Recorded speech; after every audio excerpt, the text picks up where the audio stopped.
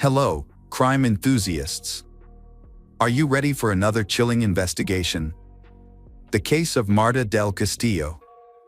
Marta Del Castillo was born on June 19, 1991, in Seville, Spain, to parents Eva Casanuva and Antonio Del Castillo. At the age of 17, Marta was a normal high school student like everyone else, then her life changed completely. On January 24, 2009, Marta was in the middle of a conversation with her best friend, Sylvia Fernandez.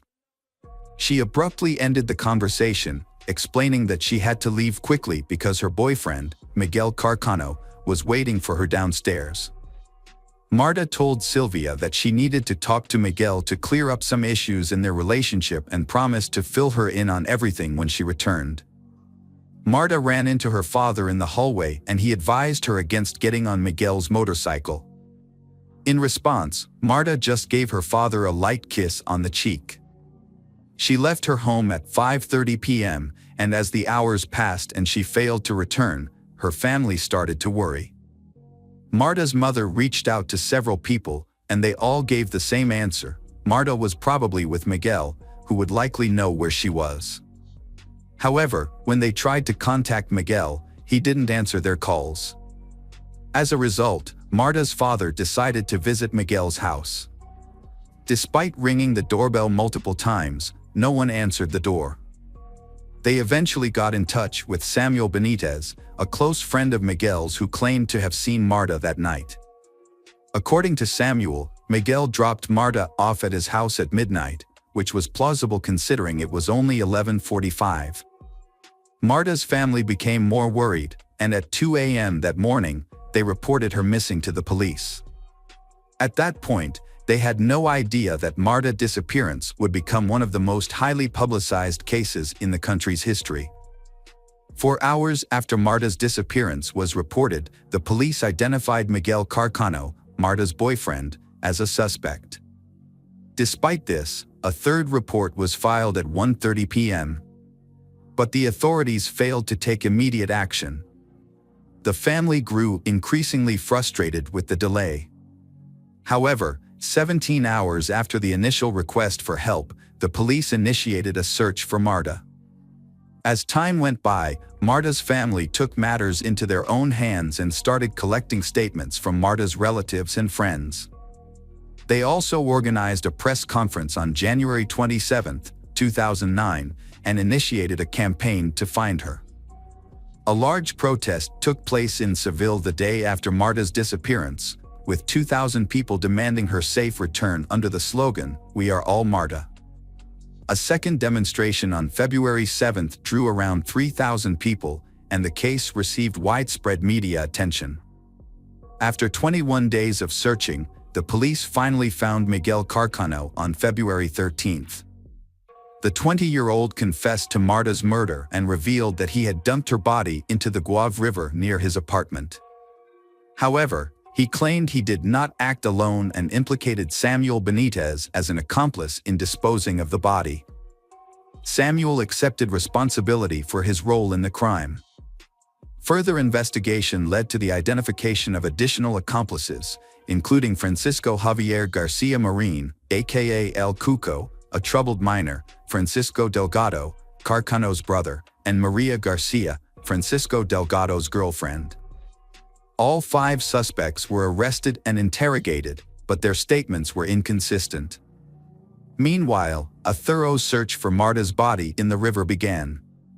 On February 16, Miguel repeated his statement to a judge claiming he had only admitted to the crime due to police pressure and was not involved in Marta's murder. Miguel Carcaño changed his testimony on March 18, claiming that he and El Cuco had violated Marta with a knife before strangling her. He then took Marta's body to Delgado's house and disposed of it in a garbage container. However, Marta's father accused Delgado's girlfriend, Maria Garcia, and theorized that Marta's body may have been destroyed, as Maria Garcia's father worked at a biological waste crematorium. Despite this theory gaining media attention, the police continued searching for Marta's body. On November 16, 2009, El Cuco was moved to a supervised apartment because he had exceeded the maximum time allowed for confinement. He was awaiting trial, which took place in February 2011. El Cuco was acquitted of abuse and murder charges due to insufficient evidence, but was sentenced to 2 years and 11 months in a juvenile detention center for covering up for Miguel. The trial for the 4 defendants Miguel, Samuel, Delgado, Maria Garcia involved in the case began on October 17, 2011.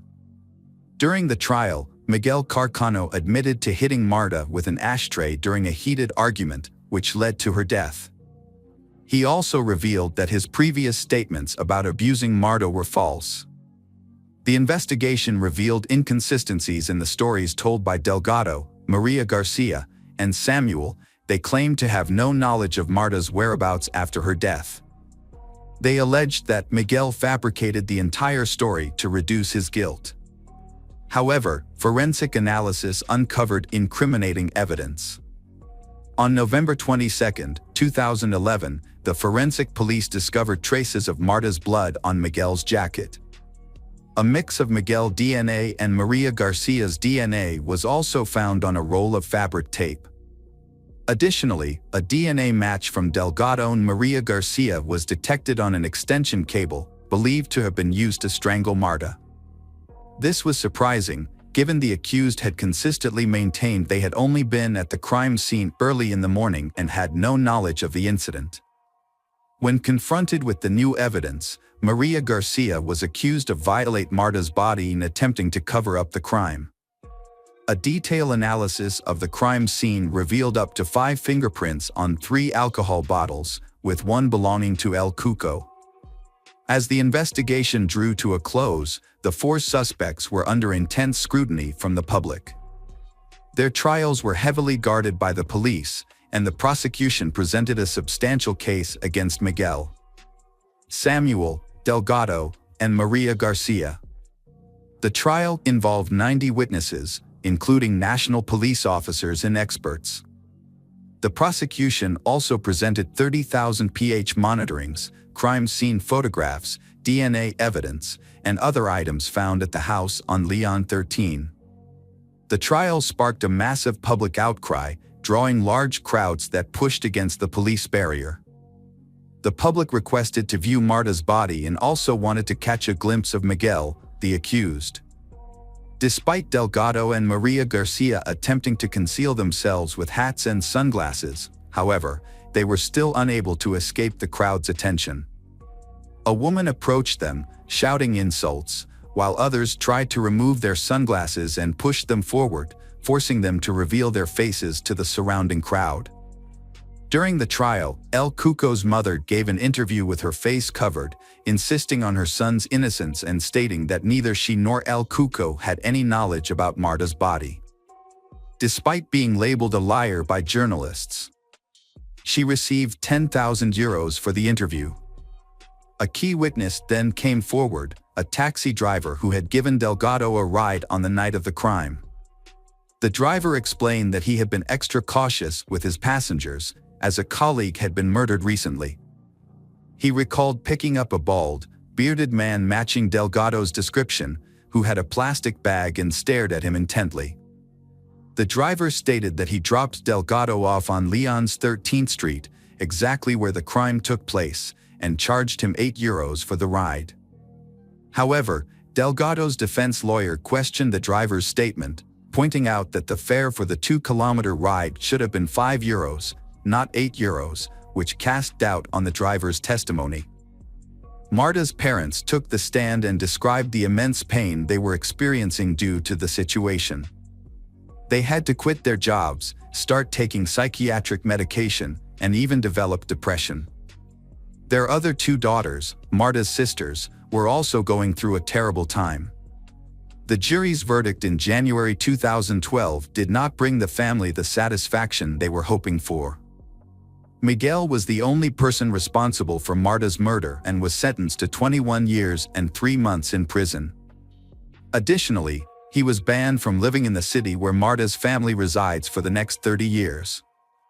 He to pay part of the trial costs and compensate Marta's parents with €280,000 for the moral damage caused by her murder and disappearance. Each of her sisters was also awarded €30,000. In contrast, Delgado and Samuel were released due to lack of evidence placing them at the crime scene at the time of the murder. However, the following year, they demanded that Marta's family pay for the trial costs, adding to the family's distress. Marta's father expressed his intention to seek justice beyond Spain's borders, as he believed the country's system was outdated. He even considered taking Marta's case to Strasbourg, home to the European Parliament and the European Court of Human Rights. In December 2011, Marta's mother wrote a heartfelt letter to Miguel, who was in prison at the time. She asks him to return Marta's body so they can end the long suffering they have endured. She longed to give Marta a proper burial, where she could visit her, bring flowers, and talk to her. Unfortunately, the letter went unanswered. On January 24, 2012, 3 years after Marta's disappearance, demonstrations took place in various Spanish cities and towns, demanding justice for the young girl. As a result, Miguel faced threats from fellow inmates and attempted to take his own life.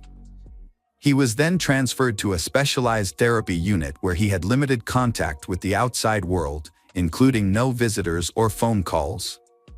During his imprisonment, Miguel created multiple versions of the crime, with as many as 7 different accounts. This led to several lawyers withdrawing from his case due to inconsistencies. In his latest testimony, presented in 2013, he implicated someone close to him as the perpetrator of the crime. Miguel described an argument between him and his brother, Delgado, over the mortgage for their house at Leon 13. The dispute began when Miguel sent a letter to the family stating that he no longer wanted to cover for Delgado. Miguel stated that a disagreement over a fraudulent loan led to a physical confrontation. The situation became violent and Delgado allegedly threatened his younger brother with a weapon. When Marta intervened, she was fatally struck with the butt of Delgado's gun. After the incident, Delgado made a phone call, but the recipient and the content of the conversation are unknown. Delgado then left the house, leaving Marta's lifeless body behind. El Cuco arrived, and Delgado asked for his help in disposing of the body. They used a wheelchair to transport the body to the Mahala farm in Laneda, where they buried Marta. At first, Marta's parents believed Miguel's story and were grateful to him for telling the truth. They requested that the investigation be reopened, this time focusing on Delgado. However, the prosecution and the judge did not find Marta's statements credible. Marta's father visited Miguel in prison, asking for his cooperation in finding Marta's body. In exchange for Miguel's help, Marta's father offered him a deal. Upon his release from prison, he would give Miguel the house located at Lawn 13, which he had previously purchased. The search for Marta's body became one of the most expensive in the country's history, involving extensive land and sea searches. It seemed impossible for Miguel, Samuel, and another person to transport Marta's body on a motorcycle without incident. During the reenactment, the body fell off the moment the engine started. After Miguel claimed that the body was thrown into a trash bin, the search shifted to the local landfill, which receives all the area's waste. In order to find any relevant clues, the search team estimated that they would need to remove approximately 40,000 tons of waste from the landfill due to the large amount of time that had passed since Marta's disappearance and the massive amount of waste at the landfill. The search for Marta's body lasted 32 days but was unsuccessful. Miguel, the accused, gave investigators 4 different locations where evidence might be found, leading to multiple new searches. However, the searches were hindered by a lack of funds, and at one point, the then Interior Minister Alfredo Perez had to pause the search due to financial constraints. In April 2013, Miguel pointed to Delgado as the real murderer and provided another location where Marta's body could be found, this time near the city of Lake, Canada. Despite having lost credibility due to his previous false versions, a new search was conducted. Miguel went with the police to the area and gave them a general idea of where he claimed to have buried Marta's body in 2009, along with Delgado. The police excavated the soil of 6 farms, focusing on areas with recent earth movements.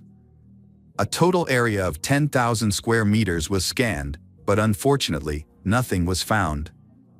All the searches were unsuccessful, and at the request of Marta's parents. The search was halted until 2015. The public ministry requested that the defendants compensate the Ministry of the Interior for the costs incurred during the search, amounting to $66,329.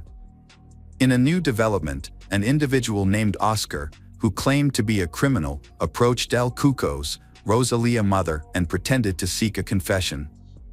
However, his actual intention was to infiltrate and secretly gather information.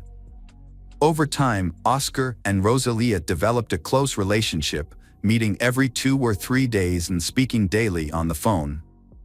Rosalia trusted Oscar enough to give him the keys to her house, and they shared secrets and took long walks on the beach together. He gained her trust and affection. Oscar even convinced Rosalia that they would leave the country together once her son's, El Cuco situation was resolved. Meanwhile, Oscar secretly recorded 600 hours of conversations between Rosalia and those around her over a period of 2.5 years. In October 2011, El Cuco was granted temporary release from the juvenile center, where he was being held for covering up for Miguel. During one conversation, Oscar asked El Cuco if he thought the police were following him. El Cuco replied that were, and that the police were trying to find out where they had hidden Marta. This statement incriminated El Cuco and revealed his involvement in Marta's disappearance. Realizing his mistake, El Cuco quickly tried to retract his statement, claiming he had done nothing wrong. Oscar played along as if he hadn't noticed.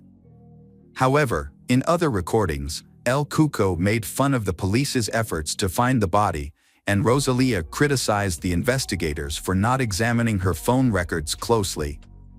Although Oscar worked diligently to record conversations, the 600 hours of recorded material was not presented as evidence in court.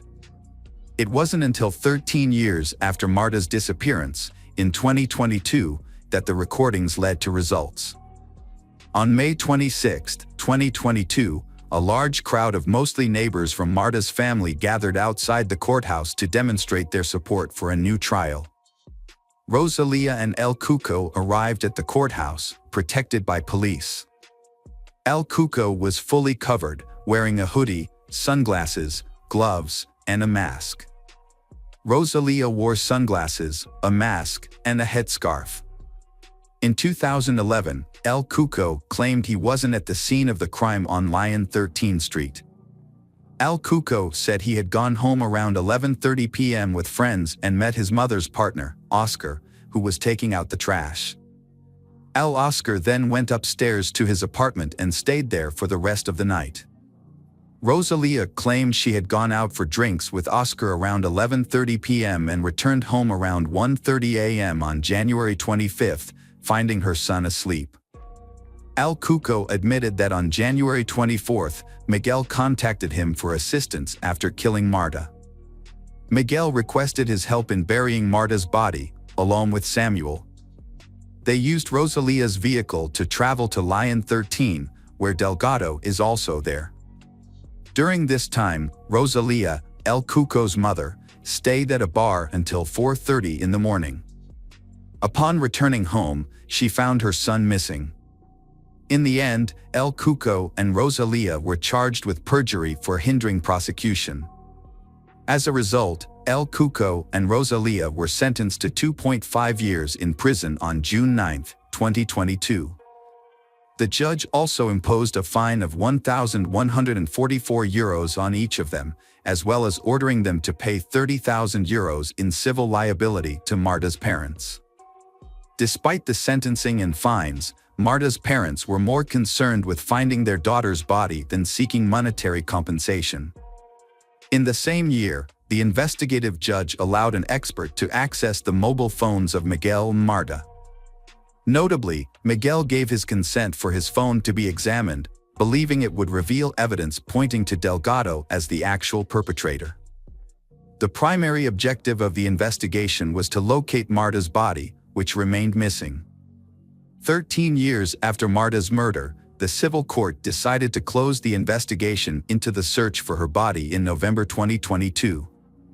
The court declared the investigation period had expired because no new significant evidence had been found. Marta's parents eventually accepted that Miguel would never disclose the location of their daughter's body. Hello friends, welcome to our channel. Today we're going to take a look at another horrible case with you, the case of Vicki Roberts. Vicki Roberts was born in September 1984 in northwest England, where she was raised in a traditional and devoutly religious family. She was the younger of two daughters and was raised with strong Christian values. She attended a Christian school, where she also developed her musical talents and sang in the choir. Those who knew Vicki described her as a kind, friendly, and helpful person who was always willing to lend a hand. After completing high school, Vicki enrolled in university and took a part-time job at an IKEA store to support herself. It was there that she met Michael Roberts, and their initial friendship eventually blossomed into a romantic relationship. Michael was only a year older than her. Like Vicki, Michael balanced his studies with a part-time job at IKEA and made time for sports. He was also careful about his appearance and made a good impression on those around him. Vicki was initially put off by Michael's bold and outgoing personality, but she soon found herself developing strong romantic feelings for him. Michael was born in June 1983 in Warrington, Cheshire, to a family of modest means. His father was a successful chemical engineer who expected a lot from his two sons, particularly Michael, the eldest. As a result, Michael grew up with high ambitions and a strong sense of purpose. He was a diligent student and developed into a driven and accomplished individual. Michael was a social butterfly with many friends and was often the life of the party. However, he took the most pride on the love front. With his good looks, sense of humor, and charming personality, Michael was a catch. He was also intelligent and well-read, able to hold his own in conversations on a wide range of topics. Michael's parents had instilled in him the idea that he was exceptional, praising his intelligence, beauty, and potential for success. However, this upbringing may have also fostered narcissistic tendencies. Despite this, Michael felt a deep-seated need to live up to his parents' expectations and be the perfect son, driving him to strive for their approval. Michael had a series of brief relationships and frequently dated multiple people simultaneously. He was confident in his charm and enjoyed the thrill of pursuing women who seemed out of his reach. For Michael, this was a game, a challenge to be won. Vicki is one of the challenges he wants to conquer. She was a modest and unattainable woman who initially kept Michael at arm's length, refusing even casual invitations. Vicki was focused on her studies and spent her free time at church, leaving little room for dating or relationships. Michael, however, was determined to win her over. It took Michael a few months to win Vicki over, but eventually she agreed to go out with him. He had charmed her with his sweet gestures, flowers, gifts, and thoughtful surprises. He even invited her to meet his parents, who immediately took a liking to her and approved of their son's choice. Vicki was convinced that Michael was genuinely interested in her, so she gave in to his advances. He became her first serious partner, and she felt truly happy when she was with him. It seemed like fate had brought them together. Michael also appeared to be in love and ready to settle down, but their happiness was short-lived. From the outside, their relationship seemed perfect. They were both young, attractive, and full of energy and ambition, with big plans for the future. Vicki soon discovered that Michael had a strong and adventurous approach to sex, with a high sex drive and a desire to try new things in the bedroom. At first, Michael didn't pressure Vicky to engage in certain activities, fearing she would leave him. However, once he felt secure in their relationship, he revealed his true desires. Vicky, a modest and religious person, was shocked but deeply in love with Michael and trusted him, keeping their private life a secret. Things took a turn when Michael proposed to Vicky, and she happily accepted, believing that marriage would bring an end to his experimental behavior. However, her closest friend began to notice Vicky covering up bruises and marks under her clothes. When confronted by her friend, Vicky initially denied any wrongdoing by Michael but eventually confessed that the marks were a result of Michael's affinity for bondage, toys, and other devices during their intimate moments. Vicky confided in her friend that she and Michael had intimate relations up to 5 times a week. Michael considered himself a skilled lover, viewing intimacy as an art form and a means of self-expression. Although he would occasionally compromise when Vicky refused to participate in his more extreme and reckless experiments, he usually managed to persuade her to give in to his desires. After graduating, Vicky became pregnant unexpectedly and decided to change careers. She soon landed a job as an account manager at a logistics company. Michael also left his job at IKEA and became a sales consultant at a large electronics retailer, selling phones, laptops, and other gadgets. Thanks to his charisma and persuasive abilities, he consistently exceeded his sales targets and quickly became one of the top-performing employees. Michael's success led to a promotion to senior sales, and he was being considered for a transfer to the company's main office. However, he needed to undergo additional training to improve his qualifications first. Michael enjoyed the training sessions and business trips to London, and he took great pride in his accomplishments. As a result, he often forgot about Vicky, his young fiancée, and only remembered her when he wanted intimacy. Vicky and Michael's relationship was lacking in several ways. They rarely spoke about each other or spent time together outside of the bedroom, making Vicky feel invisible to him. Meanwhile, Michael was secretly having affairs with coworkers, clients, and casual acquaintances. During this time, Vicky discovered she was pregnant and shared the news with Michael, expecting him to be thrilled and expedite their wedding plans. Instead, he was furious and insisted that she terminate the pregnancy, citing their youth and the fact that they had their whole lives ahead of them. Vicky was shocked and refused to consider abortion. Michael then attempted to persuade Vicky by appealing to her concerns about her family. He claimed that her parents, who were deeply religious, would be angry and disappointed in her for becoming pregnant out of wedlock. However, Michael promised that if Vicky agreed to have an abortion, they could keep and plan to have children after they were married. Vicky was faced with a tough decision, but Michael's persistence eventually won her over, and she went to the hospital. Unfortunately, the experience was complicated, and Vicky had to stay in the hospital for a few days. It took her nearly 3 weeks to recover. During this time, her doctor strictly advised her against intimate relationships. When Michael found out, he became furious. It was then that Vicky realized Michael had mental health issues and an addiction to sex. Without intimacy, he became unbearable, frequently leaving the house, citing urgent work matters.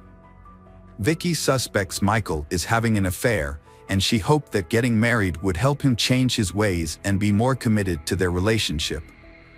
As it turned out, their relationship was loveless, and Michael was leading a double life.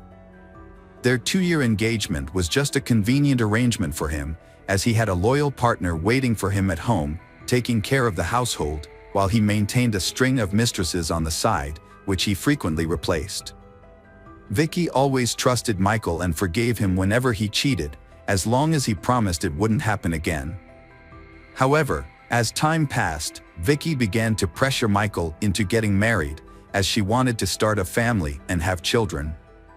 Her parents also brought up the topic frequently, but what really pushed Michael to consider marriage was the insistence of his own parents, whom he didn't want to disappoint.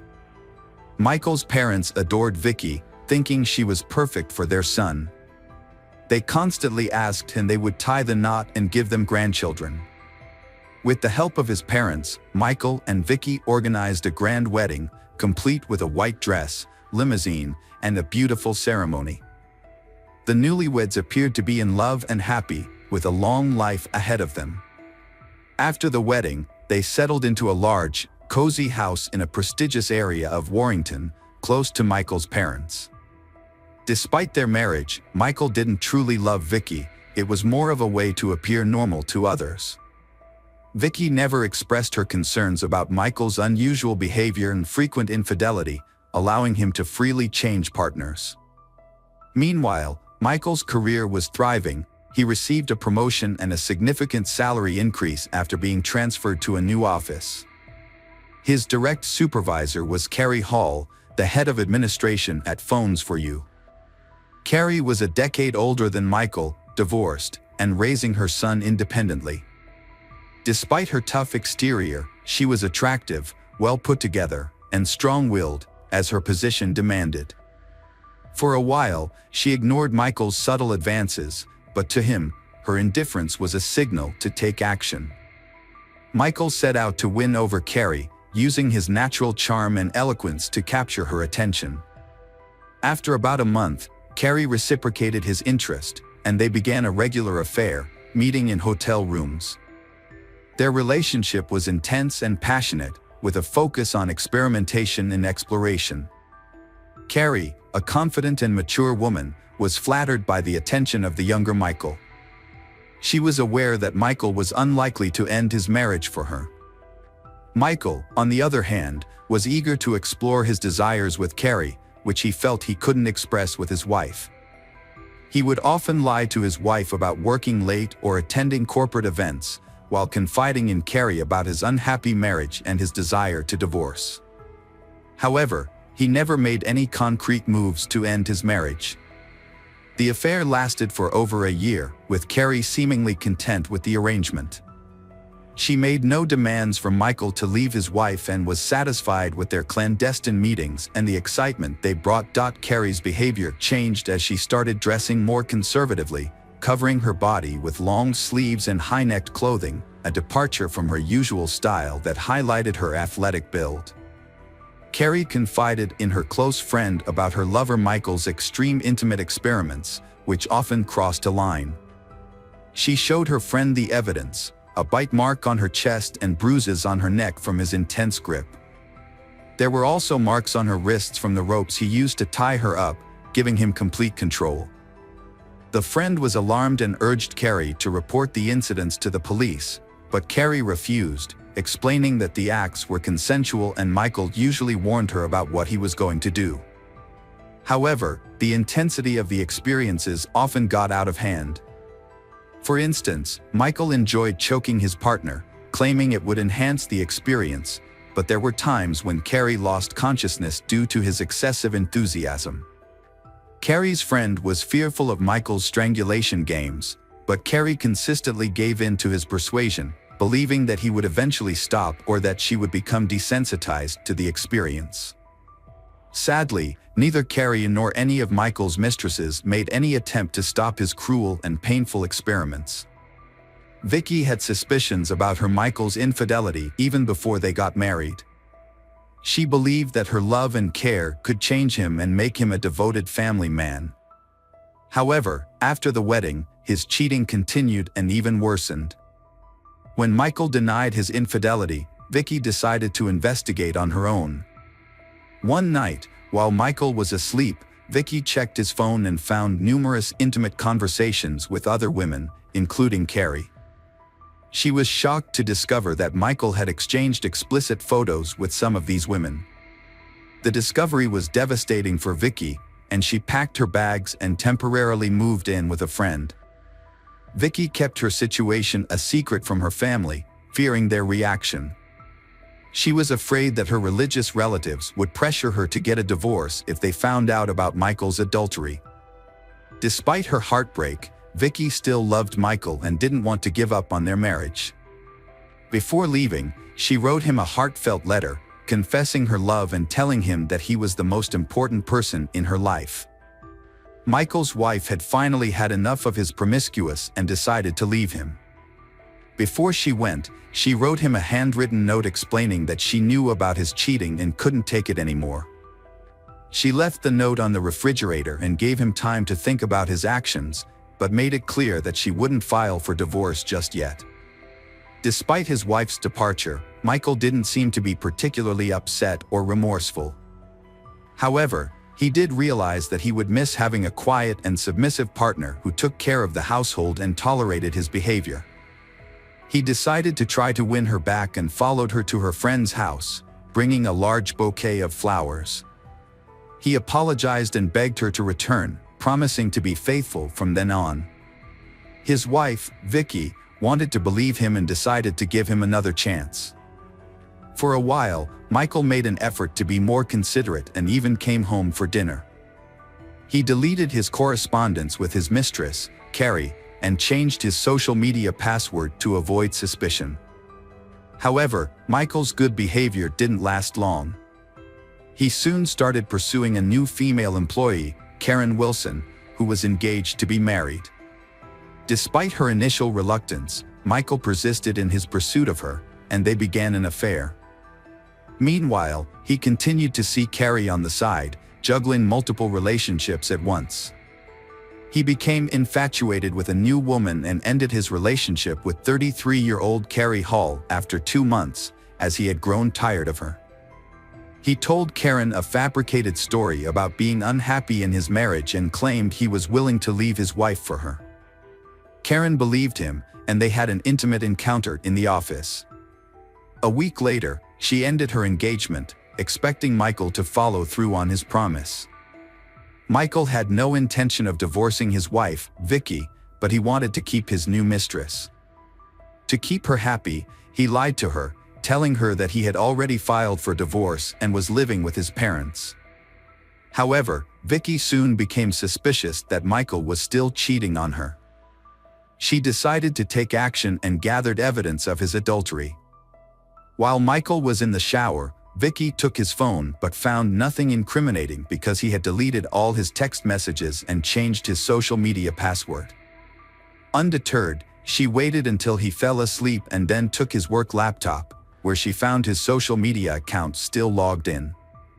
There, she discovered messages between Michael and his new girlfriend, in which he professed his love and claimed to be divorcing Vicky and living with his parents. Vicky was shocked and took screenshots of the messages as proof of Michael's infidelity. She also found receipts for hotel rooms in his wallet. The next morning, she confronted Michael, presenting him with the evidence adultery. For the first time in their relationship, she lost her temper. Michael was taken aback and tried to apologize, promising it would never happen again. However, Vicky threatened to tell his parents about his infidelity, hoping they could talk some sense into him since she couldn't. Michael was enraged by his wife Vicky's threat to tell his parents about their problems. In a fit of anger, he slapped her. Vicky then got up and said she would go to his parents immediately, heading for the door. Michael caught up to her, grabbed a heavy jewelry box from the dresser, and hit her in the head twice, knocking her unconscious. He then strangled her with his bare hands until she stopped breathing. Feeling no remorse, Michael wrapped Vicky's body in a blanket, placed it in large garbage bags, and carried it to the garage. He quickly cleaned the house, packed up most of Vicky's belongings, and removed them. He then invited his lover, Karen, over, and they had dinner, had fun, and made love in the same bedroom where the murder had taken place. The next day, Michael ran off with Karen. He told his parents that Vicky had left him for another man, even showing them fake messages from Vicky's phone, which he had sent himself. He went to his parents' home, sobbing on his mother's shoulder, pretending to be distraught over his wife's supposed infidelity. Michael sent his parents-in-law messages saying that their daughter had left him for another man. He also told them to give her space and not to bother her. The messages claimed that Vicky had fallen out of love with Michael and had moved in with someone else. Her parents were shocked and tried to contact Vicky to hear her side of the story, but she refused to answer their calls, only responding with messages asking for time. Vicky's parents found Michael's story suspicious and went to his house to confront him. However, his explanation only raised more questions. They soon discovered that Vicky had not shown up for work, which further alarmed them. They decided to report their concerns to the police, leading to an investigation. On December 1, 2009, Michael bought a shovel, rope, rags, and cleaning supplies from a hardware store. However, the police arrived at his house on the same day. He had been caught before he could dispose of a body. The police initially found nothing out of the ordinary, but Michael's actions and alibi sparked suspicion and raised several questions. Notably, they overlooked a large package in the garage during their search. Inside the house, they found no signs of her presence, such as clothes, documents, or personal items, which could suggest she had left of her own accord. However, Vicky's laptop was discovered in the bedroom, and upon seizing it, the police found screenshots of Michael's incriminating conversations with his mistresses, which Vicky had saved. The investigation took a significant turn when authorities made a geolocation request to Vicky's cell phone, which had been regularly sending messages to her husband and relatives. To everyone's surprise, the phone was found to be located in the marital home of Vicky and Michael. This led to a second, more thorough search of the Roberts residence. During this search, a suspicious package was discovered in the garage, and its contents shocked all who were present. However, in a stunning twist, Michael, who had been cooperating with the police, suddenly vanished into thin air. He had taken a wallet containing cash, which allowed him to evade capture for several days. After his money ran out, Michael turned to one of his mistresses, Lavinia T., and asked if he could stay with her for a while. However, when Lavinia heard on the news that Michael was wanted for his wife's murder, she immediately contacted the police and reported his whereabouts. Eventually, he was arrested, put on trial, and convicted. When the authorities arrived to arrest Michael, he claiming he was innocent of the crime. A man claimed that his wife died accidentally during a consensual sex game where she asked him to strangle her with a rope belt, but he lost control. However, forensic experts disputed this claim, finding that she was actually strangled with bare hands, attacked from behind, and had 2 severe head injuries that occurred before her death, which were unrelated to the alleged sex game. The trial began in January 2010, with the defendant, Michael Roberts, maintaining that his wife's death was an accident and hoping for a lenient sentence. However, the autopsy results revealed a different story. Roberts had intentionally hit his wife on the head twice, then strangled her, and hidden her body in the garage. As a result, Roberts was convicted of first-degree murder and sentenced to life in prison. On Monday, September 17, 2018, in Ames, Iowa, the weather was warm and clear. That morning, Celia Barkin-Arroyna, 22 years old, decided to head to Coldwater Golf Links Club to play golf before her university classes. On her way there, she chatted with her mother. Her mom, sensing something might be off, asked if everything was okay and safe on the course. Celia confidently assured her that she was perfectly safe and that there were plenty of people around. Sadly though, as it turned out, no place is entirely safe. Soon after arriving at the course, this talented athlete became the victim of a terrible crime. Celia was born on July 6, 1996, in Point San Miguel, a village in Cantabria in northern Spain. Her family had lived there for 8 generations. She moved to Iowa thanks to an athletic golf scholarship. Offered many choices by various universities due to her talent in golf, she ultimately chose Ames, Iowa, a quaint town of 65,000 people reminding her of home. Her family remained back in Spain. Her parents, Maria Arusa and Marcos Barkin, had 2 children, Celia and Andres. Her father worked as a butcher. Her mother initially worked as a salesperson in a clothing store, but became a housewife after having children. Though they weren't wealthy and led modest lives, the family was tight-knit and determined to provide a good education for their children.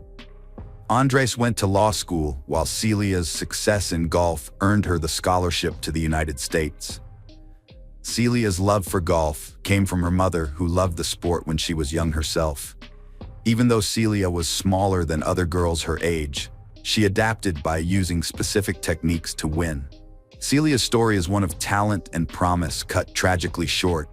She sought opportunity far from home, only to face an unimaginable end in what seemed like a safe and peaceful refuge. When the girl grew up, she was petite and worked tirelessly on her game.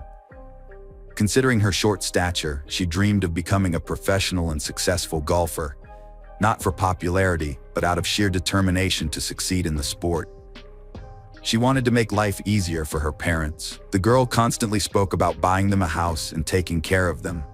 For this purpose, Celia practiced diligently to achieve excellent results. Throughout her career, Celia received many titles and awards. She won victories in various competitions. Specifically, Celia secured the European Women's Amateur Championship in Slovenia in June 2018. She finished second in the women's team golf competition in Europe and was the 2018 Big 12 Women's Golf Champion in the United States. Additionally, she was named the 2018 Iowa State Athlete of the Year. Given these achievements, there were high expectations for her future. When Celia moved to the United States, her relationship with her family remained strong. She communicated with her parents daily, sometimes even 4 or 5 times each day when she had free time. Celia missed her family deeply. A nightly call before bed to say goodnight and share daily successes became a cherished ritual. During vacations, she would visit her family in Spain and continue training hard to improve her skills during these visits. Her mother supported her passion and trained alongside her. Celia settled well in Iowa, where she lived with her boyfriend Carlos Negri Nobilis in a rented apartment. Their relationship has an intriguing history.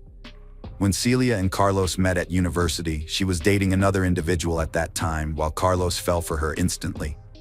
Her charming smile, piercing gaze, cheerfulness, and kindness captivated him, while her determination earned his respect. Despite his feelings, Carlos accepted that Celia was with someone else, but became her best friend and steadfast supporter for over a year, until she eventually became disillusioned with her boyfriend and ended the relationship. Carlos finally confessed his feelings during one of their walks. Celia, pulling him by his shirt, kissed him, and without a word, drove away in her car. Carlos was overjoyed that she felt the same way. He ran around the dormitory screaming with happiness. That's how their romance began. To celebrate this new chapter, Carlos set off fireworks to impress Celia. He even sent her a video where he confessed she was incredible and one in a billion. After that, they were inseparable. They moved in together and started sharing their lives. Lately, their conversations included dreams about their wedding and even potential names for their future children. By May 2017, they were engaged and preparing for the biggest event of their lives. That same year, Carlos graduated with a college degree and secured a position at an engineering firm in Ames. Celia was finishing her last semester at Iowa State University, majoring in civil engineering as well. After ending her athletic career, Celia dreamed of being an engineer to benefit others. She wanted to show that women could succeed in construction too. Celia excelled academically and showed through her own experience the success women could achieve in this field. She had many friends and enjoyed surprising them with delicious Spanish dishes she cooked well. Among the university students, there was a popular video of Celia flipping a Spanish omelet into the air, adding butter to it mid-flip so it burst like a fireball. A trick she performed masterfully when requested by friends. In summer 2018, Celia returned to Spain to spend time with her family, but came back to Iowa later to graduate. The promising athlete was part of the Iowa State women's golf team and also competed individually. She was preparing for an upcoming competition, but unfortunately, these plans never came to fruition. The assassin was already on the lookout for a victim and preparing for an attack when Celia arrived at the golf club on September 17, 2018. She had just finished a conversation with her mother. The staff, familiar with the notable athlete, informed her that 15 older gentlemen from Des Moines had also arrived and were scheduled to play golf at 8:45. The group was directed to the starting line where the first 4 holes were located. Celia watched them arrive in golf carts and begin their game. A collection of retirees indicated to her to advance and begin her round. Celia complied, using her cart to play the first hole, then advancing directly to number 4 so as not to delay the senior group. The seniors described her as both polite and friendly. Celia then proceeded toward the 7th hole, an area less frequented due to its distance from other holes and its border with Squaw Creek Park, which was known for its dense vegetation. Athletes generally avoided this area, as it could sometimes host unauthorized visitors and even aggressive homeless individuals. Unfamiliar with these local nuances, she ventured there nonetheless. Players needing to reach the 9th hole had to cross a bridge via a wide path and navigate through a section of woods. One coach remarked that this area felt quite eerie, akin to Sleepy Hollow. Celia was headed that way later in the morning. Around 10:30 a.m., a group of 15 people approached this location and saw Celia's cart with her belongings still in place, but Celia herself was nowhere in sight.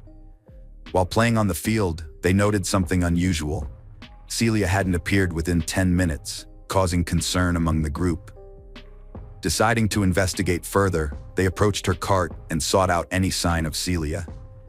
As they drew nearer, they observed her t-shirt, baseball cap, and various personal items scattered in the field. Her phone remained on the cart. It seemed as though some items might have accidentally fallen from her pocket. However, why her t-shirt was lying around and why she had abandoned her phone remained unclear. They searched around, but there was no one in.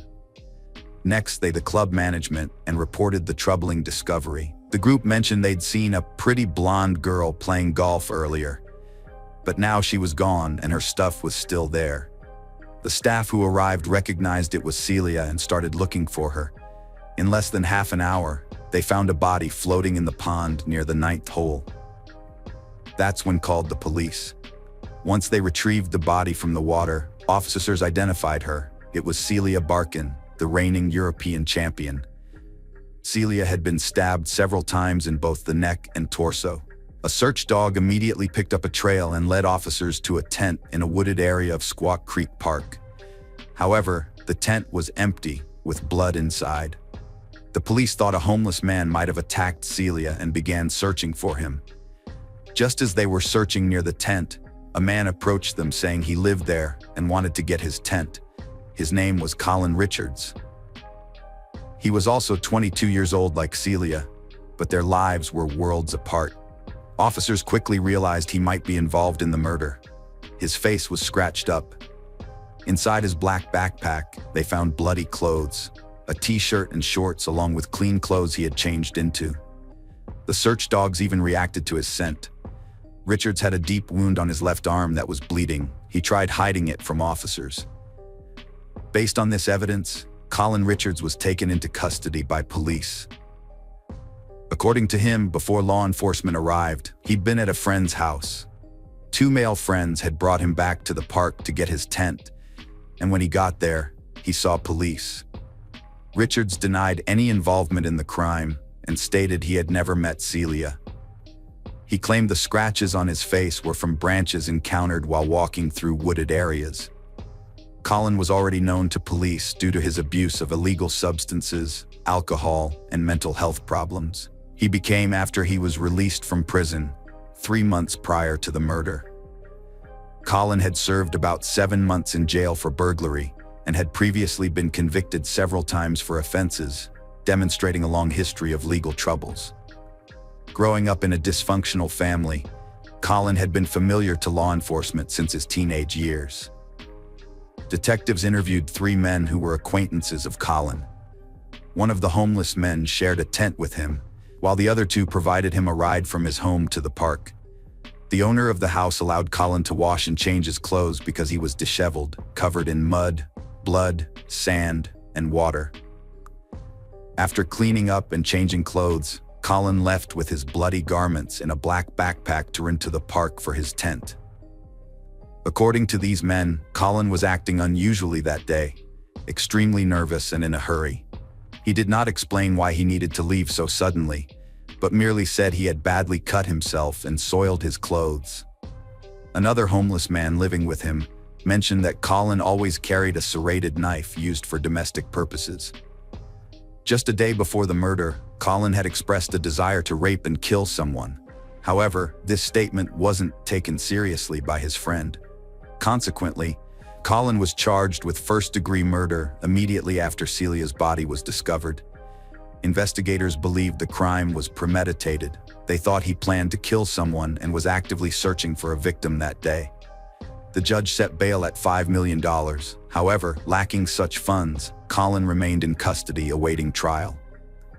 Meanwhile, Celia's family in Spain remained unaware of these tragic events, but grew increasingly worried as she hadn't returned their calls or messages. Police officers alongside Ames tried reaching out to their colleagues in Point San Miguel and embassy personnel in Madrid to inform Celia's family about the terrible news. However, since it was past midnight in Spain, there was no one available at work or answering the phone. The coach had to make the most difficult phone call of his life. After several hours with no updates, the parents learned that their daughter had been brutally. Later, a serrated knife was discovered in a wooded area containing fingerprints and DNA of the homeless man. Additionally, blood under the victim's fingernails contained particles of Colin's skin, demonstrating that these scratches were inflicted by the deceased rather than by branches. Initially, the homeless man denied any guilt. However, under pressure from substantial evidence, he confessed to his actions. He stated that he had consumed substances that day and was not thinking clearly. While walking through the woods, he saw a young girl who was alone and decided she would be an easy target. Colin had never met or known her before. Celia was an unfortunate victim of his violent attack. Iowa abolished the death penalty in 1965. Thus, he faced a maximum sentence of life imprisonment without parole. At his trial, Colin's family provided an account of his life. His parents were never married or living together when he was born. For the first 10 years of his life, Colin lived with his father, who raised him strictly and often sent him to bed alone while frequenting bars himself. His grandparents cared for him during this period until his mother contested custody and brought him to live with her after marrying another man and having 2 more children. They resided in the countryside because it seemed more peaceful there. The household maintained strict discipline, and Colin's room was always spotless, a point which led family members to joke that he should join the army. Colin performed well academically, but began experiencing behavioral problems as a teenager after reconnecting with his alcoholic father. Despite attempts by his father to re-educate him, Colin did not heed advice and was ultimately kicked out of their home at age 15. From there, he joined poor company, dropped out of school, and became addicted to alcohol as well as other substances. When Colin was 18, he had a girlfriend who was twice his age. In May 2015, he was arrested for domestic violence. He was found and sentenced to 60 days in jail. Another time, when was accused of shoplifting, he threatened to return and shoot up the place. Cole's life spiraled out of control, but no one seemed to notice. In the 2 years that followed the domestic violence case, he was repeatedly arrested for theft, harassment, and attempted burglary. He was sent to undergo behavioral intervention courses, which didn't help. In November 2017, Colin was incarcerated at Mount Pleasant Correctional Facility for 2 years for burglary, as well as a probation violation. Despite disciplinary problems, including fights with other inmates, he was released on parole after just 7 months in June 2018 because the prison was running out of space. Only 3 months later, he killed Celia. After leaving prison, Colin was met by his mother and stepfather with whom he lived. They resumed their relationship and corresponded while Colin was behind bars. His parents believed in him and gave him a chance for a normal life, taking his word that he would not use illegal substances and cease communicating with old friends from bad company. However, 2 weeks later, he was kicked out of his home for not keeping his promise. Colin headed to Ames, which was an hour away from his home. For a while, he found refuge in the city's only homeless shelter, but there weren't enough beds. He asked his mother for help, and she bought him a tent.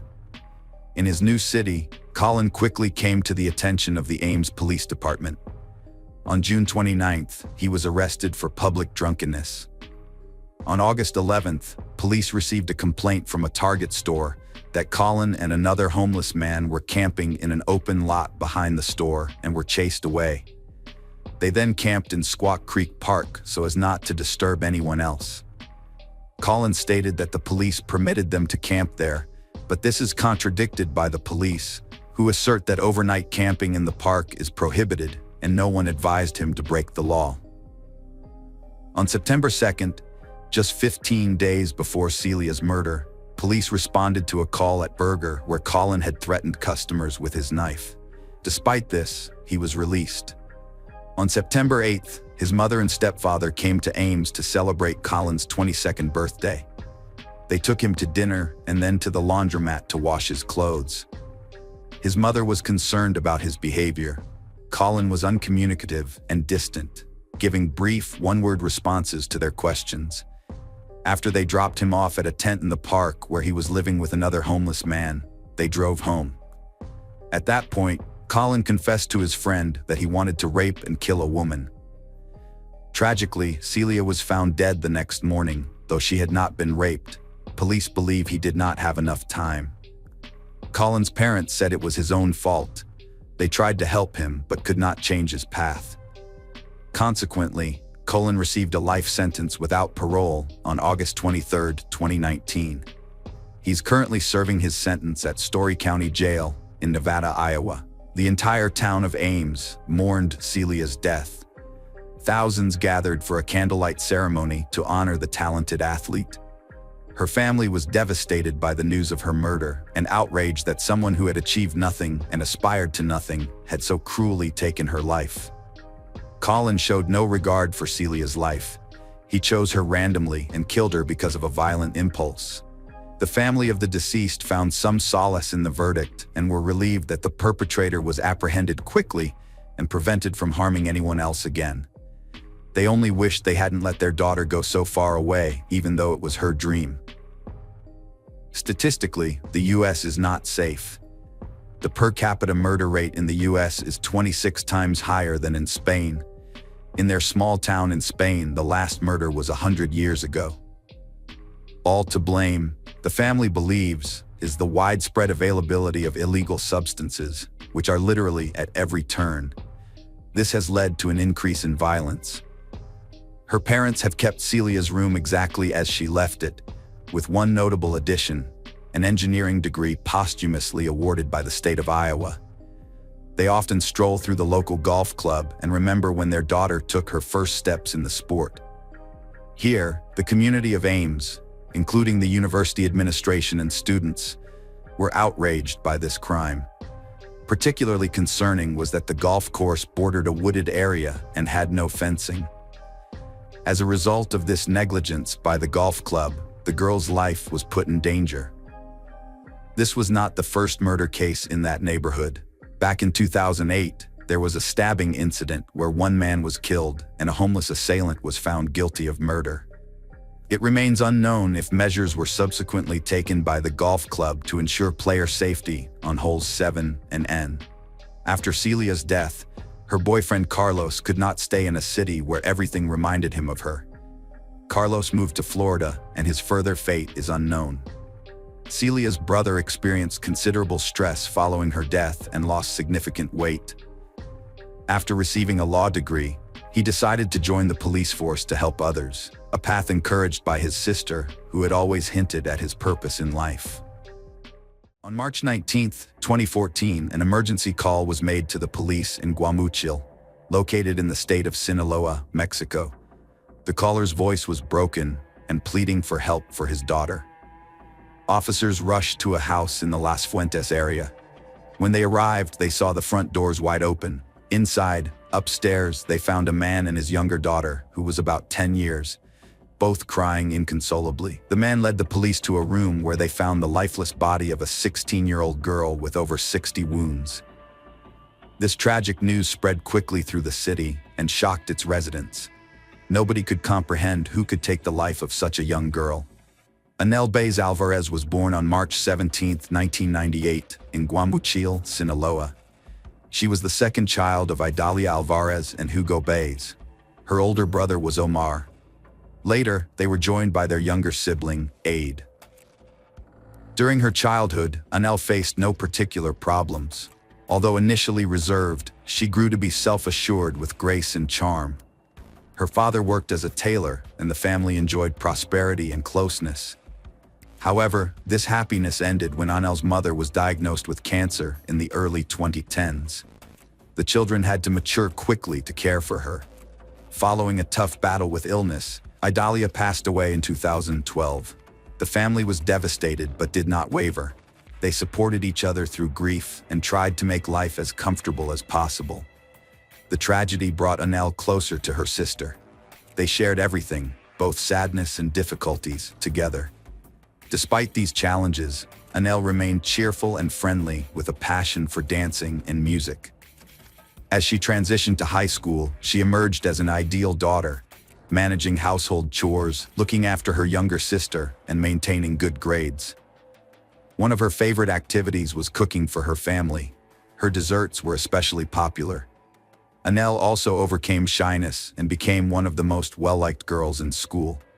She even formed a musical group where she took on the role of a singer, developing a fondness for the ballad Amor Eterno. Around the same time, Anel met someone who would become her best friend, at least for a while. Her name was Andy Elizabeth Gutierrez. They became an inseparable duo, drawing admiration from everyone around and being considered the most popular girls in school. They their bond through social media posts. On October 14, 2012, Anel uploaded a photo with Andy expressing her joy about their friendship. She expressed gratitude to God for the opportunity to be close to her, and even wrote that Andy had become not just a friend, but a sister to her. For a while, everything was wonderful, but over time, things changed. Despite being the same age, their personalities turned out to be completely different. Anel was a sweet girl who loved love songs and spending time with her family. Meanwhile, Andy lived in an unstable environment and became increasingly involved in what was known as narco culture. This urban community was also known in Mexico as Buchona. Andy was consistently present at events featuring musicians of this kind, such as the concert of the band Caliber 50 during the closing of the carnival celebrations in Guamuchil in 2014. The girl also held very clear political stances. On one occasion, she shared on her social media that she participated in a march supporting Joaquin El Chapo Guzman Loera.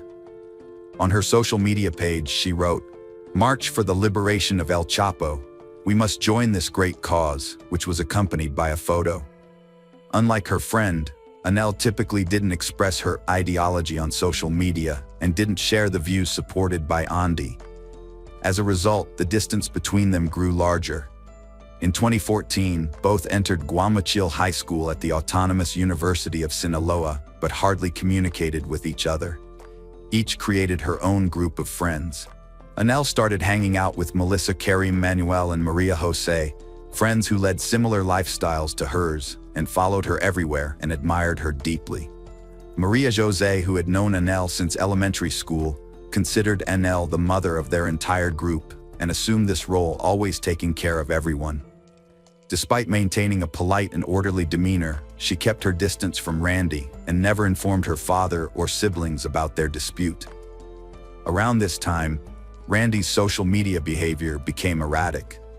On her page, she started posting negative and troubling messages.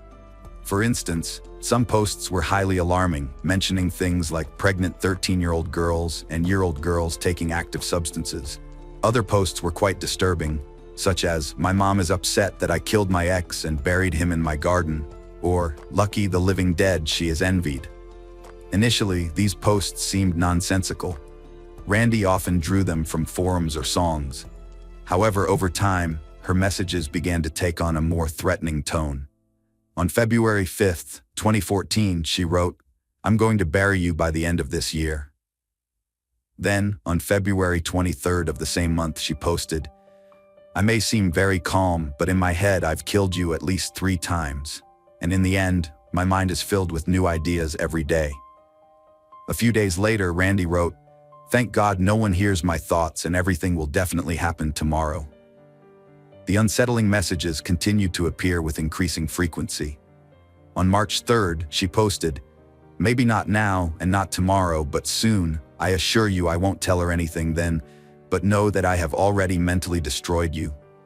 The last post was dated March 16th. She wrote, "This seriously drives me to despair." No one within her social circle knew who the threats were aimed at. However, rumors began circulating at school. Many speculated that Randy was upset with Annelle because they were no longer friends. Some even accused Randy of being jealous of Annelle since everyone adored her. Despite this turmoil, Annelle appeared unfazed by what Randy was posting on social media. Annelle celebrated her birthday with a large party where she wore a beautiful pink dress and was undoubtedly the star of the evening. Everything in her life seemed perfect until her unexpected absence on March 19th raised concerns among her family. Hugo received a call from the school attended by his younger daughter, informing him that Annelle had not come to pick her up as usual. Initially, Hugo wasn't overly concerned.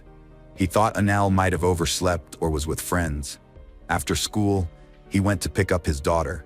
The way, Hugo decided to call Annelle to ensure everything was okay, but she didn't answer. He assumed she was still sleeping. After picking his daughter, Hugo tried to contact Annelle again. She didn't respond. He repeatedly called her number with no success, and his worry deepened. Hugo headed home in the Los Fuentes area. Upon arriving, he noticed that the front door was wide open.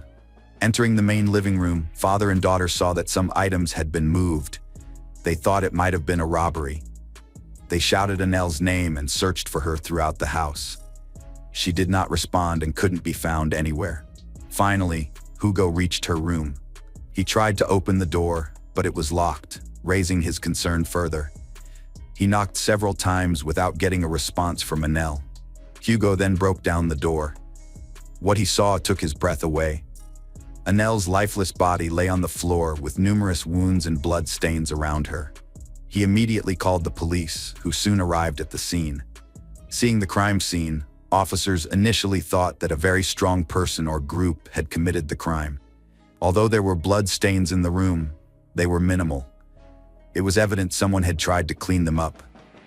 Later during the autopsy, the forensic expert determined that Annelle had sustained 65 stab wounds in total. Officers were convinced that this attack was carried out by someone harboring strong hatred toward her. Moreover, since neither doors nor windows were forced open, detectives believed Annelle knew her assailant and let them into the house willingly.